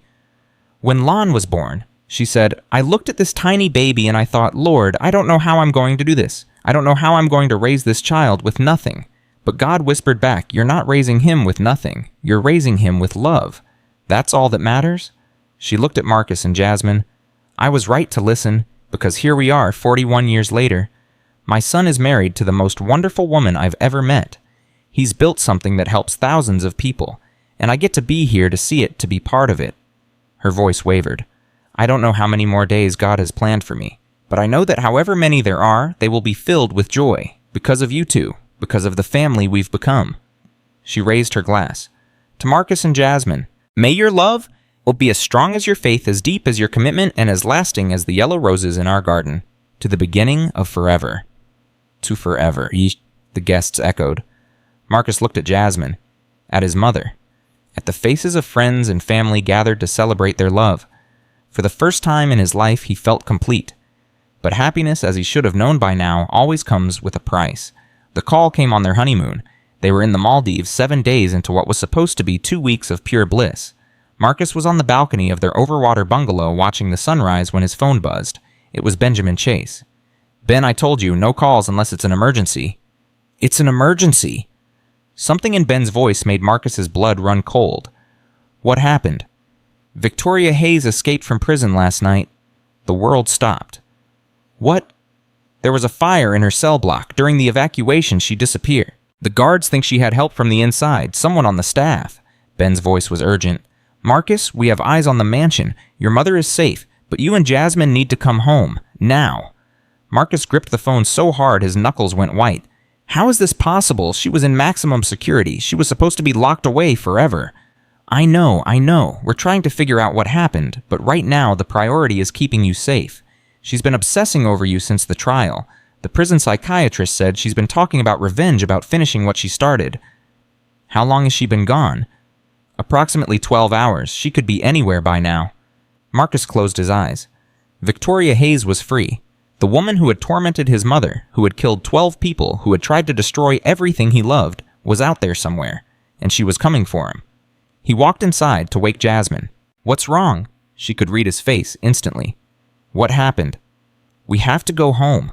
Now. Why? What's going on? Marcus took a deep breath. Victoria escaped from prison last night. Jasmine's face went pale. Oh my God. Ben says Mama is safe. They have security all over the mansion, but we need to be there. I need to be there. Jasmine was already out of bed, grabbing clothes, going into crisis mode. I'll pack. You book the flights. Jasmine, I'm sorry. I'm so sorry. This was supposed to be our time, our celebration, and now... She stopped, crossed the room, took his face in her hands. Listen to me. We are a family now. That means your problems are my problems. Your mother is my mother, and if that monster is coming for us, we face her together. Her eyes were fierce. We've beaten her before. We'll beat her again. Marcus pulled her close. I love you. I love you too. Now let's go protect our family. They were on a plane within 2 hours. The flight home was agonizing. 14 hours of helpless anxiety, unable to do anything but wait and pray. Marcus called Ben every hour for updates. No sightings of Victoria, no leads on where she might be. The FBI was involved now, along with local police and private security. Everyone was looking for her, no one could find her. When they finally landed in Atlanta, James was waiting at the airport with 2 armored SUVs and a team of security guards. Take us straight to my mother. Already en route, sir. The mansion was transformed when they arrived. Security checkpoints at every entrance. Armed guards patrolling the grounds. Police cars parked along the perimeter. It looked like a fortress. Dorothy was in the living room, Martha beside her. She looked tired but determined. Mama? Marcus rushed to her side. Are you okay? I'm fine, Lon. Stop fussing. But she held onto him tightly. That woman is not going to hurt this family again. I won't allow it. We have every security measure in place, Mrs. Washington, James said. She can't get anywhere near you. Good. Dorothy's eyes were hard. Because if she tries, I'll be ready for her. Jasmine knelt beside Dorothy's chair. Mrs. Washington, Dorothy, we're going to get through this, together. Dorothy took her hand. I know, sweetheart, I know. She looked around at all of them. We've survived worse than this. We're Washingtons. We don't break. The next few days were tense. Every shadow seemed threatening. Every unexpected sound made hearts race. The news was full of speculation about Victoria's escape, her possible motives, her potential targets. Some commentators suggested she was already out of the country. Others believed she was hiding in plain sight, waiting for the perfect moment to strike. Marcus didn't know what to believe. All he knew was that every minute Victoria remained free was another minute his family was in danger. On the 4th day, they got their first lead. James burst into Marcus's office without knocking. Sir, you need to see this. He handed Marcus a tablet. On the screen was a security camera image from a gas station in Macon. Victoria Hayes, wearing a baseball cap and sunglasses, filling up a nondescript sedan. The timestamp was from 6 hours ago. Macon, Marcus breathed. She's heading toward Macon. That's what we thought too. James's face was grim. Sir, Macon is where you grew up, where your mother grew up. It's where everything started. Marcus felt ice in his veins. She's going back to the beginning. There's more. We've been monitoring your mother's old neighborhood. The apartment building where you grew up, someone bought it 6 months ago through a shell corporation. We traced the ownership. Let me guess. The trail leads back to Victoria. Indirectly, but yes? James paused. She's been planning this for a long time.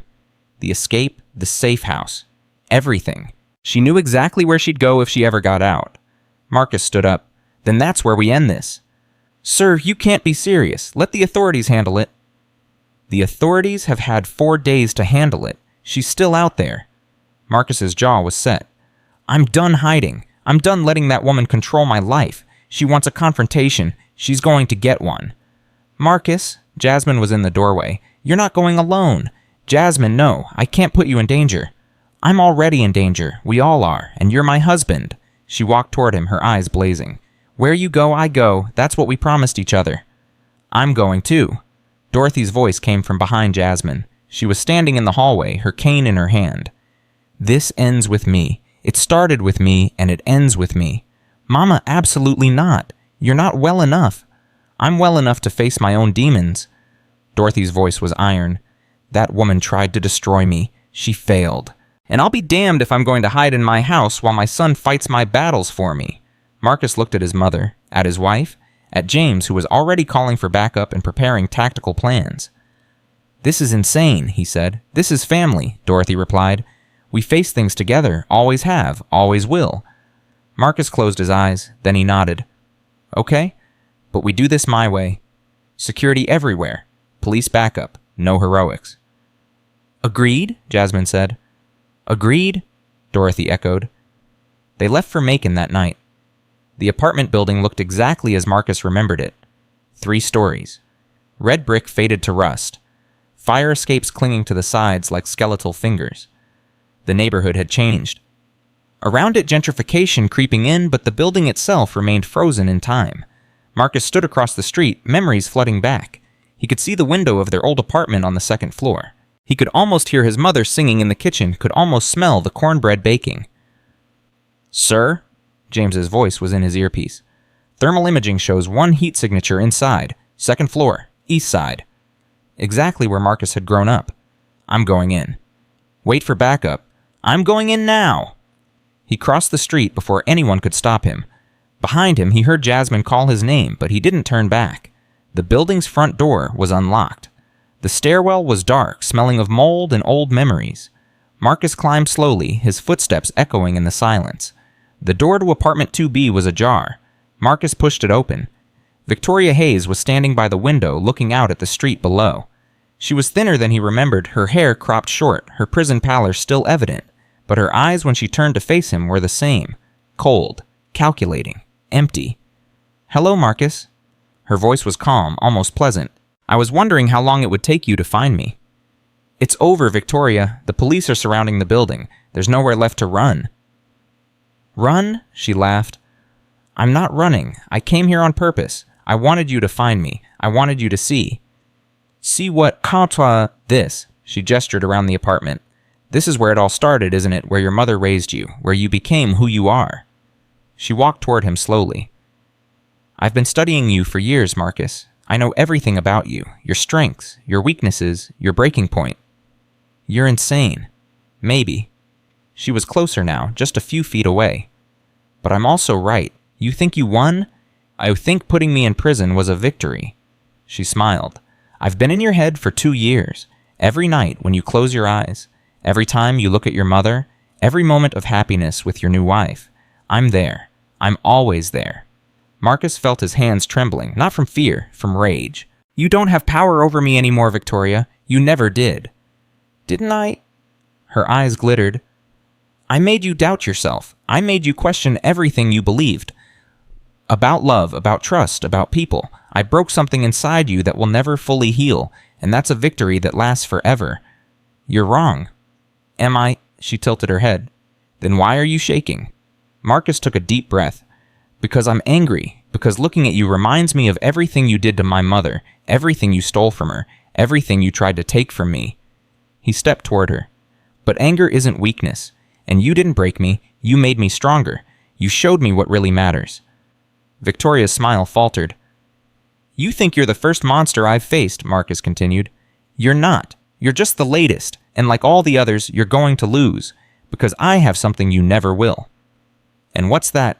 "People who love me. A family. A purpose." He looked at her with something like pity. "You've never had any of those things. That's why you're empty. That's why you'll always be empty." Victoria's face twisted. For a moment, the mask dropped completely, and Marcus saw the raging void underneath. "You think you're better than me," her voice rose. "You think your money and your fancy foundation make you a good person. You're nothing, a lucky accident who got out of the ghetto, and I'm going to..." "You're going to what?" The voice came from behind them. Dorothy standing in the doorway, flanked by Jasmine and James. Victoria's eyes went wide. "You?" "Me." Dorothy walked forward slow and steady, her cane tapping against the floor. The pathetic old hag who wouldn't die. Remember, stay away from me. Or what? You'll beat me, lock me in a shed, whisper threats in my ear while I sleep. Dorothy shook her head. I'm not afraid of you anymore, Victoria. I was once. You made me feel small and worthless and invisible. But you know what I realized? She stopped directly in front of Victoria. You were the small one, the worthless one, the invisible one. You had nothing inside you worth seeing. That's why you had to tear other people down, because you couldn't stand looking at your own emptiness. Victoria's face contorted with rage. She lunged toward Dorothy, but Marcus was faster. He caught her arm, twisted it behind her back, and brought her to the ground in one smooth motion. James was there in seconds, handcuffs clicking around her wrists. Victoria screamed, cursed, thrashed against the restraints. But it was over. Finally, truly over. Dorothy looked down at the woman who had tormented her for so long. I forgive you, she said quietly. Victoria stopped struggling. What? I forgive you? Not for your sake, for mine. Because holding on to hatred is like drinking poison and expecting the other person to die. Dorothy turned away. You have no power over me anymore. You have no power over any of us. She walked toward the door, toward Jasmine, toward the rest of her life. Marcus followed, leaving Victoria Hayes screaming on the floor of the apartment where his life had begun. Outside, the night air was cool and clean. Dorothy took a deep breath. It smells like rain. Mama, are you okay? I'm better than okay, Lon. She looked up at him, her eyes shining. I'm free? Really free, for the first time in years. Jasmine took Marcus's hand on one side. Dorothy took his arm on the other. Together, the three of them walked toward the waiting cars. Behind them, police sirens wailed, and Victoria Hayes was let out in chains. But none of them looked back. They were done with the past, and the future was waiting. 3 months after Victoria's second arrest, Jasmine told Marcus she was pregnant. They were sitting in the garden, the same spot where he'd proposed, when she reached into her pocket and pulled out a small white stick with 2 pink lines. Marcus stared at it, then at her, then back at the stick. Is that? Yes. Are you? Yes. We're going to... Yes, Marcus, we're going to have a baby.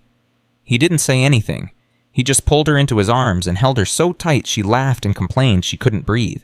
And then he was crying, really crying, tears streaming down his face while Jasmine stroked his hair and whispered that everything was going to be okay. I have to tell Mama, he finally managed. I have to tell her right now. I know, that's why I told you out here. Jasmine smiled. She's been watching from the window for the past 10 minutes. Marcus turned around. Dorothy was indeed at the window, her face pressed against the glass like an eager child. He waved for her to come outside. Dorothy practically ran, moving faster than she had in months. Tell me right now. Is it what I think it is? Jasmine held up the pregnancy test. Dorothy screamed.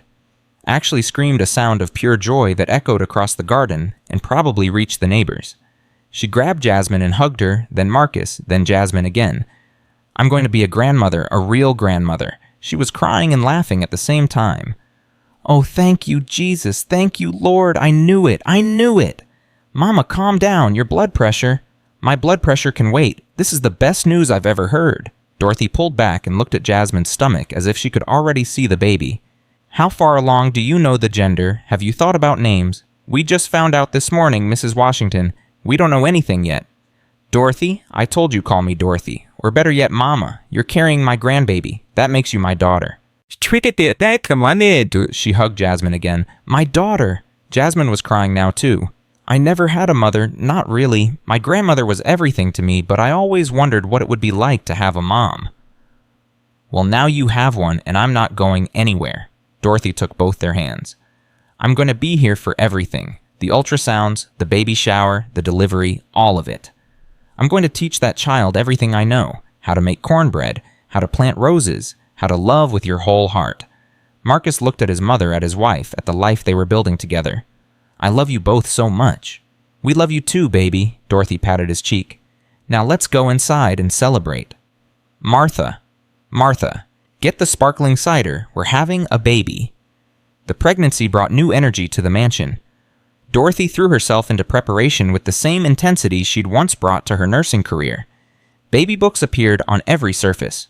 Nursery designs were debated endlessly. Names were suggested, rejected, and suggested again.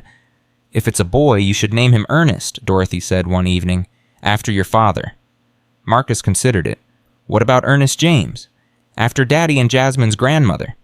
Jameson, Jasmine corrected. My grandmother's maiden name was Jameson. Ernest Jameson Washington. Dorothy tested the name. I like it. It's strong, distinguished. And if it's a girl, Dorothy smiled. If it's a girl, you name her whatever you want, but I hope she has Jasmine's eyes. I hope she has your spirit, Mama. Oh, Lord, then you're in trouble, Dorothy laughed. One Dorothy Washington is enough for any family. The foundation continued to grow during those months. The Dorothy Washington Center for Family Caregiving opened its doors in downtown Atlanta, a state-of-the-art facility that trained caregivers from across the country. Dorothy cut the ribbon at the opening ceremony, surrounded by graduates of the first training cohort, all wearing pins shaped like yellow roses. When I was young, she told the crowd, I used to think strength meant never asking for help, never showing weakness, never letting anyone see you struggle. She paused. I was wrong. Real strength is knowing when you need help and having the courage to ask for it. Real strength is being vulnerable with the people who love you. Real strength is building something that helps others long after you're gone. She looked at Marcus standing in the front row with Jasmine. My son built this place, but what built my son was love. The same love that will build all of you into the caregivers our elders deserve. She raised her hand. So go out there. Care for people the way you'd want your own grandparents cared for. Remember that every patient is someone's mother, someone's father, someone's whole world, and never, never forget that dignity has no expiration date. The applause was thunderous. Marcus watched his mother, 74 years old now, still commanding a room, still inspiring hearts, still proving that strength had nothing to do with age. But even as she smiled and waved, Marcus noticed how she gripped the podium for support, how her breathing was heavier than usual, how she reached for her cane immediately after stepping away from the microphone. The stroke had taken more from her than she wanted to admit. Later that night, after the guests had gone and the mansion was quiet, Marcus found Dorothy in the garden. You should be resting, Mama. I'll rest when I'm dead. She turned to look at him. Actually, scratch that. I'll probably haunt this garden even then. Marcus sat beside her on the bench. You did amazing today. I did okay. My legs almost gave out twice. Good thing nobody noticed. I noticed. You don't count. You notice everything. Dorothy sighed. I'm getting old, Lon. Really old. I can feel it in my bones. Don't talk like that. Why not? It's the truth. She took his hand. I'm not afraid of dying, baby. I made my peace with God a long time ago. What I'm afraid of is not being here to see what comes next. Not meeting my grandchild. Not watching you become a father. Marcus felt his throat tighten. You're gonna be here, Mama. You're too stubborn to go anywhere. I hope so. Dorothy looked up at the stars. But if I'm not, I need you to promise me something. Anything. Tell that baby about me. Not just the public stuff, not the foundation or the speeches. Tell them about the real me, about dancing in the kitchen when the bills were paid, about the way your daddy and I used to slow dance to Otis Redding, about the time I burned the Thanksgiving turkey so bad the fire department came. Marcus laughed despite himself. I remember that. You told them it was a grease fire. I was embarrassed. A nurse who can't cook a turkey? Dorothy shook her head. The point is, I want that baby to know me, the real me, the messy, imperfect human me. They will, Mama, I promise. Dorothy squeezed his hand. Good. Now help me up. These old bones aren't made for sitting on cold benches. 3 weeks before Jasmine's due date, Dorothy was hospitalized again. Marcus got the call during a board meeting. Martha's voice was shaking so badly he could barely understand her. She collapsed in the garden. They think it's another stroke. A big one this time. He was at the hospital within 20 minutes, Jasmine beside him, despite being nearly 9 months pregnant. You should be home resting, he said as they rushed through the corridors. And let you go through this alone, not a chance. They found Dorothy in the ICU hooked up to more machines than Marcus could count. Dr. Chen was waiting for them. It was a major stroke, he said, his face grave. We've stabilized her, but... He paused. I won't lie to you, Mr. Washington. The damage is extensive. Even if she survives, there may be significant cognitive impairment. But she's alive. She's alive. She's fighting. Dr. Chen looked at Marcus with something like respect. Your mother is the most stubborn patient I've ever had. She's defied every expectation. She might do it again. Marcus entered the room alone. Jasmine waited outside, understanding that some moments needed to be private. Dorothy looked small in the hospital bed, smaller than she'd ever looked before. Her eyes were closed, her breathing assisted by machines. Marcus pulled a chair close and took her hand. "Hey, Mama, it's me." No response. "The doctor says you're fighting. That's good. That's what you do." His voice cracked. "But I need you to fight harder this time, okay, because your grandchild is going to be here in 3 weeks. 3 weeks, Mama, and you promised you'd be there. You promised." Still nothing. "I know I don't say this enough. I know I get busy with work and the foundation and life, but you're everything to me, Mama. You always have been. From the first moment I can remember, you've been the center of my world." Tears were streaming down his face now. "So please, please don't leave me. Not yet. Not when we're so close to everything we dreamed about. Not when there's a baby coming who needs to know how amazing their grandmother is." He pressed his forehead to her hand. "Please, Mama, please fight." For a long moment nothing happened. Then so faintly he almost missed it, Dorothy's fingers squeezed his. Marcus looked up. Her eyes were still closed, but there was something different in her face. A flicker of determination, a refusal to surrender. "That's it, Mama. That's my girl. You show them." 3 days later, Dorothy opened her eyes. Her first word was Marcus's name. Her second was baby. The doctors called it a miracle. The stroke should have caused catastrophic damage. Instead, Dorothy's recovery, while slow, was remarkably complete. Her speech returned within a week. Her mobility with physical therapy improved steadily. "Your medical history now, Mrs. Washington," Dr. Chen told her. "We're going to be writing papers about you for years." "Just make sure you spell my name right," Dorothy replied. "And don't use that terrible photo for my driver's license." Marcus laughed until he cried. His mother was back. But the joy was short-lived. 12 days after Dorothy's stroke at 3 a.m, Jasmine shook Marcus awake. "It's time." "Time for what?" "The baby, Marcus. The baby is coming." Marcus had never moved so fast in his life. He grabbed the hospital bag they'd packed weeks ago, called James to bring the car around, and helped Jasmine down the stairs while she breathed through contractions. "Should we wake Mama?" "Already awake?" Dorothy appeared at the top of the stairs, fully dressed, her cane in hand. "Did you really think I was going to miss this? Mama, you just got out of the hospital? And now I'm going back. Let's go." The drive to the hospital felt endless. Jasmine's contractions were getting closer together. Dorothy sat in the back seat, timing them with her watch, as calm as if she'd done this 1,000 times before. "You're doing great, sweetheart. Just keep breathing. In through the nose, out through the mouth. It hurts. I know it hurts, but the pain has a purpose. It's bringing your baby into the world. It's the last thing you'll do for them before you meet them face to face." Jasmine grabbed Dorothy's hand and squeezed so hard Marcus was afraid she might break something. Dorothy didn't flinch. "You're going to be an amazing mother," Dorothy said. "I knew it from the moment I met you. You have a heart built for loving. How can you be so calm?" "Practice." Dorothy smiled. "That, and I've delivered 11 babies in my nursing career, including one in an elevator that lost power between floors." Despite everything, Jasmine laughed. The delivery took 14 hours. Marcus stayed by Jasmine's side through all of it, holding her hand, wiping her forehead, telling her over and over that she was strong, that she could do this, that he loved her. Dorothy stayed too, despite the doctor's concerns about her own health. She sat in the corner of the room, offering advice when it was needed and silence when it wasn't. Finally, at 5:47 p.m., a cry filled the room.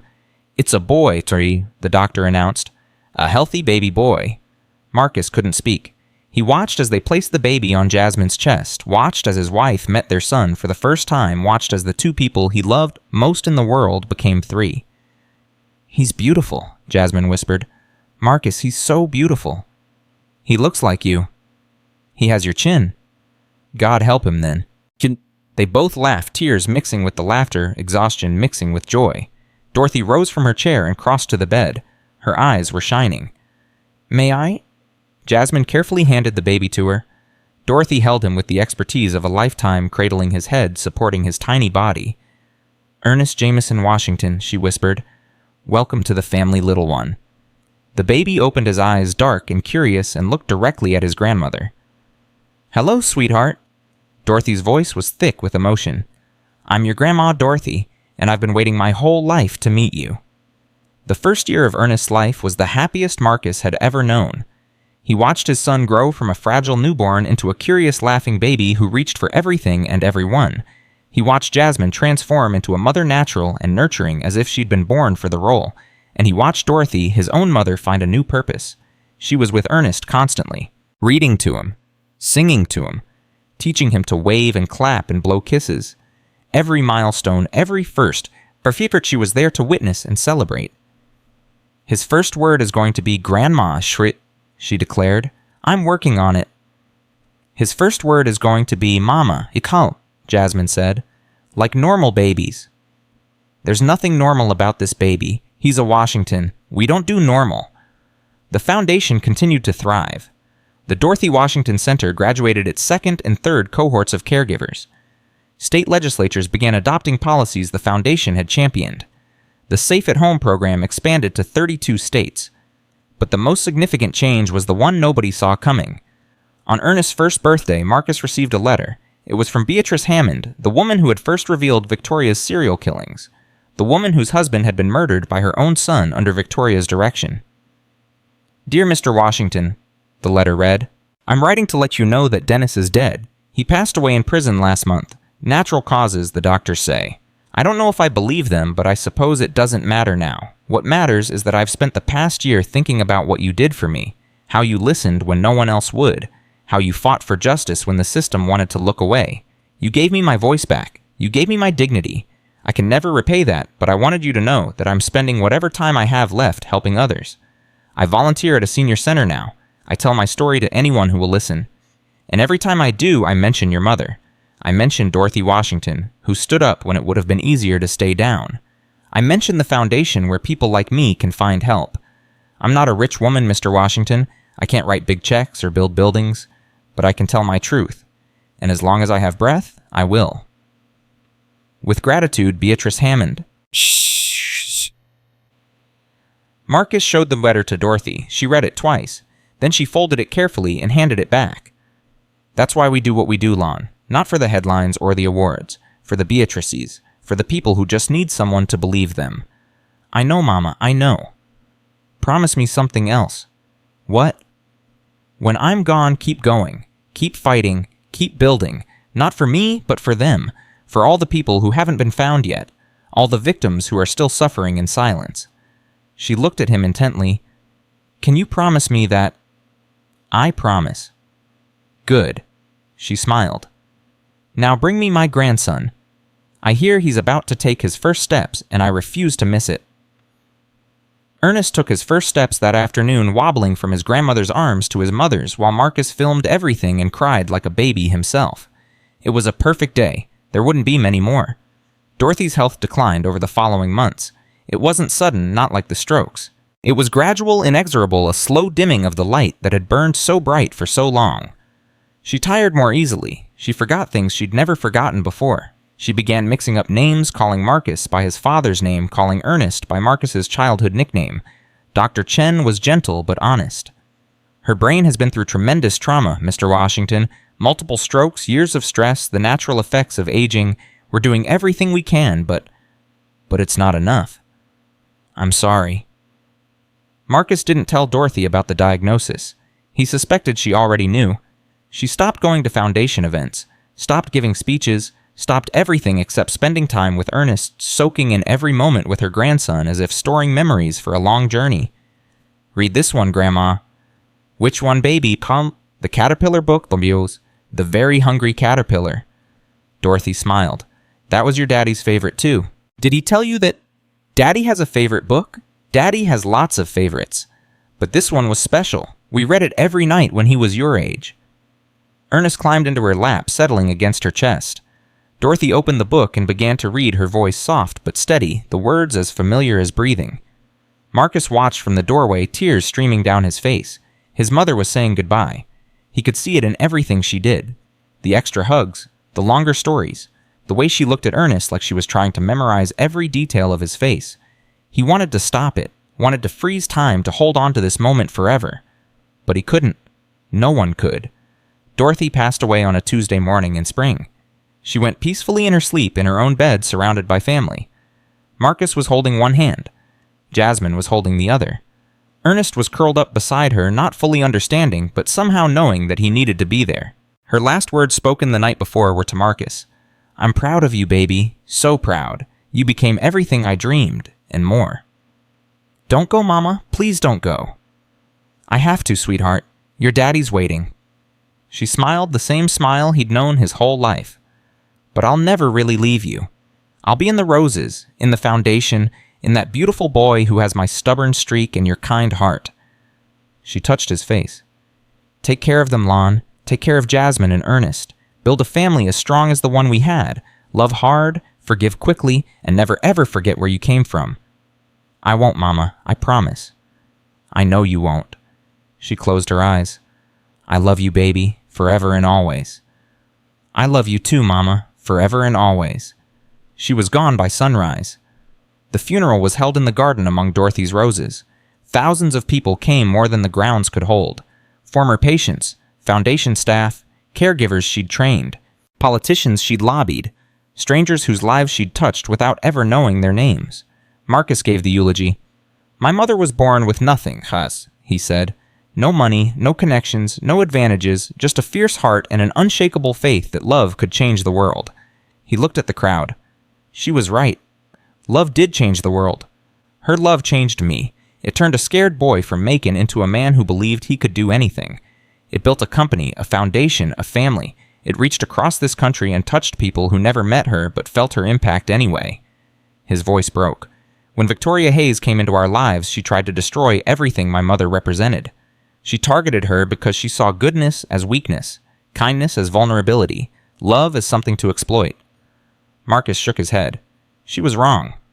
My mother's kindness wasn't weakness. It was the strongest thing about her.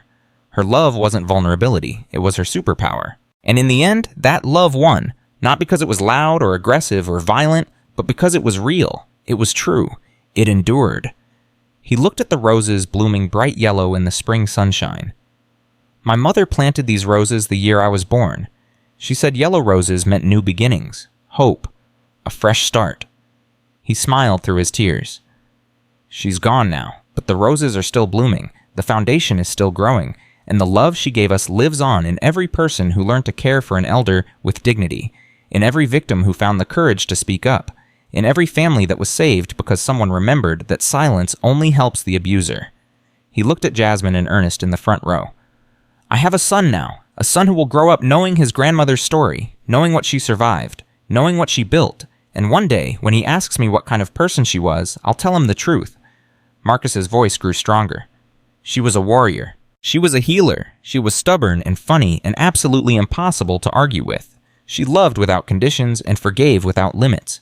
She believed in people even when they didn't believe in themselves." He took a deep breath. "She was Dorothy Washington, and she was my mother, and I will spend the rest of my life trying to be worthy of that gift." The applause started slowly, then built to a standing ovation that lasted nearly 5 minutes.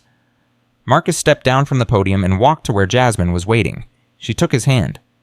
"That was beautiful," she whispered. "It wasn't enough. Nothing could ever be enough." "It was exactly right. She would have loved it." Ernest tugged at Marcus's jacket. "Daddy, is Grandma really gone?" Marcus knelt down to his son's level. Ernest was 3, now old enough to understand death, but not old enough to comprehend it fully. "Yes, baby, Grandma's gone." "Where did she go?" Marcus thought about it. "Remember how Grandma talked about the roses, how they bloom every spring even after winter tries to kill them?" Ernest nodded. "That's where Grandma is. She's in the roses now, in the sunshine, in the wind, in everything beautiful that grows." He touched his son's chest. "And she's in here, in your heart, forever." Ernest considered this. Then he looked at the yellow roses. "Can I pick one for Grandma?" "Of course you can." Ernest walked to the rosebush, carefully selected the biggest, brightest bloom, and carried it back to where Dorothy's portrait stood on an easel. "This is for you, Grandma," he said solemnly. "I love you, forever and always." He placed the rose at the base of the portrait, and somewhere Marcus could have sworn he heard his mother laughing. 10 years later, Marcus stood at the podium of the United States Congress. He was 51 now, his hair showing touches of gray at the temples. Beside him, sat Jasmine, as beautiful as the day they'd met, and 3 children, Ernest, now 13, and twins Rose and James, age 8. He was there to witness the signing of the Dorothy Washington Elder Protection Act. This legislation, the Speaker announced, represents the most comprehensive elder protection reform in American history. It creates federal standards for caregiver training. It establishes a national hotline for reporting abuse. It provides funding for intervention teams in all 50 states. And it exists because of one woman's courage and one family's refusal to stay silent. Marcus stepped forward to the microphone. 20 years ago, I came home and found my fiancé abusing my mother. What I discovered in the aftermath of that moment changed everything I thought I knew about the world. He looked at the assembled legislators. I learned that elder abuse is everywhere, in nursing homes and private residences, in wealthy neighborhoods and poor ones, behind doors that look perfect from the outside. It happens in silence and shame, in the belief that speaking up will only make things worse. He paused. My mother spent months suffering in that silence. She did it because she loved me, because she didn't want to burden me, because she thought, like so many victims, think that she could handle it alone. His voice hardened. She was wrong, and she would be the first to say so. Silence doesn't protect anyone. It only gives abusers room to operate. He looked at his family in the front row. The Dorothy Washington Foundation has helped thousands of families over the past 2 decades. We've trained over 20,000 caregivers. We've intervened in countless cases of abuse. We've given voice to people who thought no one would listen. He turned back to the podium. But it's not enough. It will never be enough until every elderly person in this country knows they are seen, they are valued, and they are protected. Until every abuser knows that there will be consequences. Until every family has access to the resources they need to care for their loved ones with dignity. He gestured to the bill waiting for signature. This legislation is a step, an important step, but it's not the finish line. It's the starting line, the beginning of a new commitment to the people who built this country, raised our families, and deserve to spend their final years in safety and peace. He smiled. My mother used to say that love was the answer to every question. She was right. Love, real love, is what makes us human. It's what connects us across generations. It's what will carry us forward into a future where no elderly person has to suffer alone. He raised his hand. For my mother, for Beatrice Hammond, for the millions of elders who deserve better. Let's sign this bill into law. The room erupted in applause. Ernest was the first to reach him afterward. You did it, Dad. You actually did it. We did it. All of us. Your grandmother, your mother, everyone who fought for this. I wish Grandma could have seen it. Marcus looked at his son, so tall now, so much like Dorothy in his stubbornness and his kindness. She did see it, son. She saw it coming 20 years ago when she first started telling her story. She planted the seeds. We just helped them grow. Jasmine joined them, the twins in tow. I'm so proud of you, she said, kissing his cheek. Dorothy would be so proud. I hope so. I know so. That night, Marcus returned to the mansion in Atlanta. His children were asleep upstairs. Jasmine was reading in the library. The house was quiet, peaceful, full of memories and love. He walked to the garden. The yellow roses were in full bloom, as they had been every spring since Dorothy planted them 41 years ago. Marcus sat on the bench where she used to sit, breathing in the fragrance, feeling the warm night air on his skin. Hey, Mama, he said softly. We did it! The bill passed. Your name is going to be on legislation that protects millions of people. Pretty good for a nurse from Macon, huh? The roses swayed gently in the breeze. Ernest is doing great, top of his class. He wants to be a doctor, can you believe it? Says he wants to help people the way you did. Marcus smiled. Rose and James are chaos incarnate, but the good kind. They remind me of you, actually. Stubborn as mules and twice as loud. He leaned back. I miss you every day, Mama. Every single day. But I'm not sad anymore. Not like I used to be. Because I see you everywhere. In the foundation, in the people we've helped. In my kids who have your fire and your heart. He looked up at the stars. You told me once that the measure of a life isn't how long you live, but how much love you leave behind. If that's true, Mama, then you're immortal, because the love you left behind fills this whole world.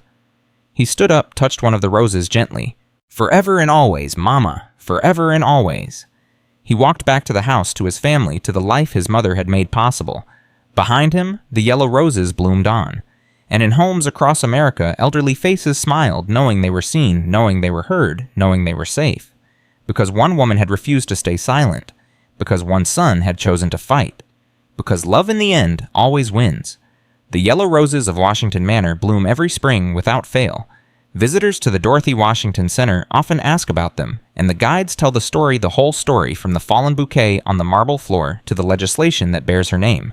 They tell of a mother who sacrificed everything for her son, of a son who built an empire and then used it to protect the vulnerable, of a family that was broken and rebuilt stronger than before. And they always end the same way. Dorothy Washington proved that one person can change the world, not through money or power or fame, but through courage, through truth, through the simple radical act of refusing to be silent. Marcus Washington is 70 now. His children are grown, his grandchildren numerous, his legacy secure.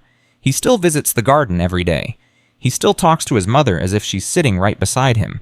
And maybe she is, because some loves are too strong for death to break. Some bonds stretch beyond the grave.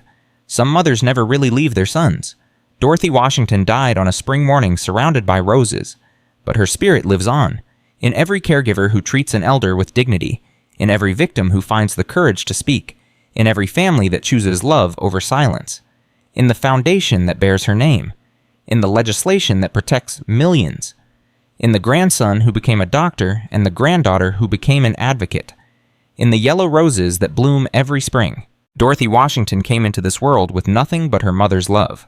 She left it having changed everything, and that more than any fortune or fame is the measure of a life well lived. Her son Marcus stands in the garden as the sun sets on another day. He is at peace now. The battles are won, the wounds are healed, the legacy is secure. He picks a yellow rose and holds it to his heart. "I did it, Mama," he whispers. "I kept my promise." And somewhere on the wind, he swears he hears her answer. "I know, baby. I always knew you would."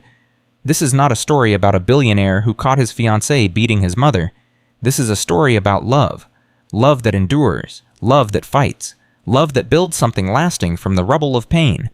This is the story of Dorothy Washington, and it will never end, because true love never does.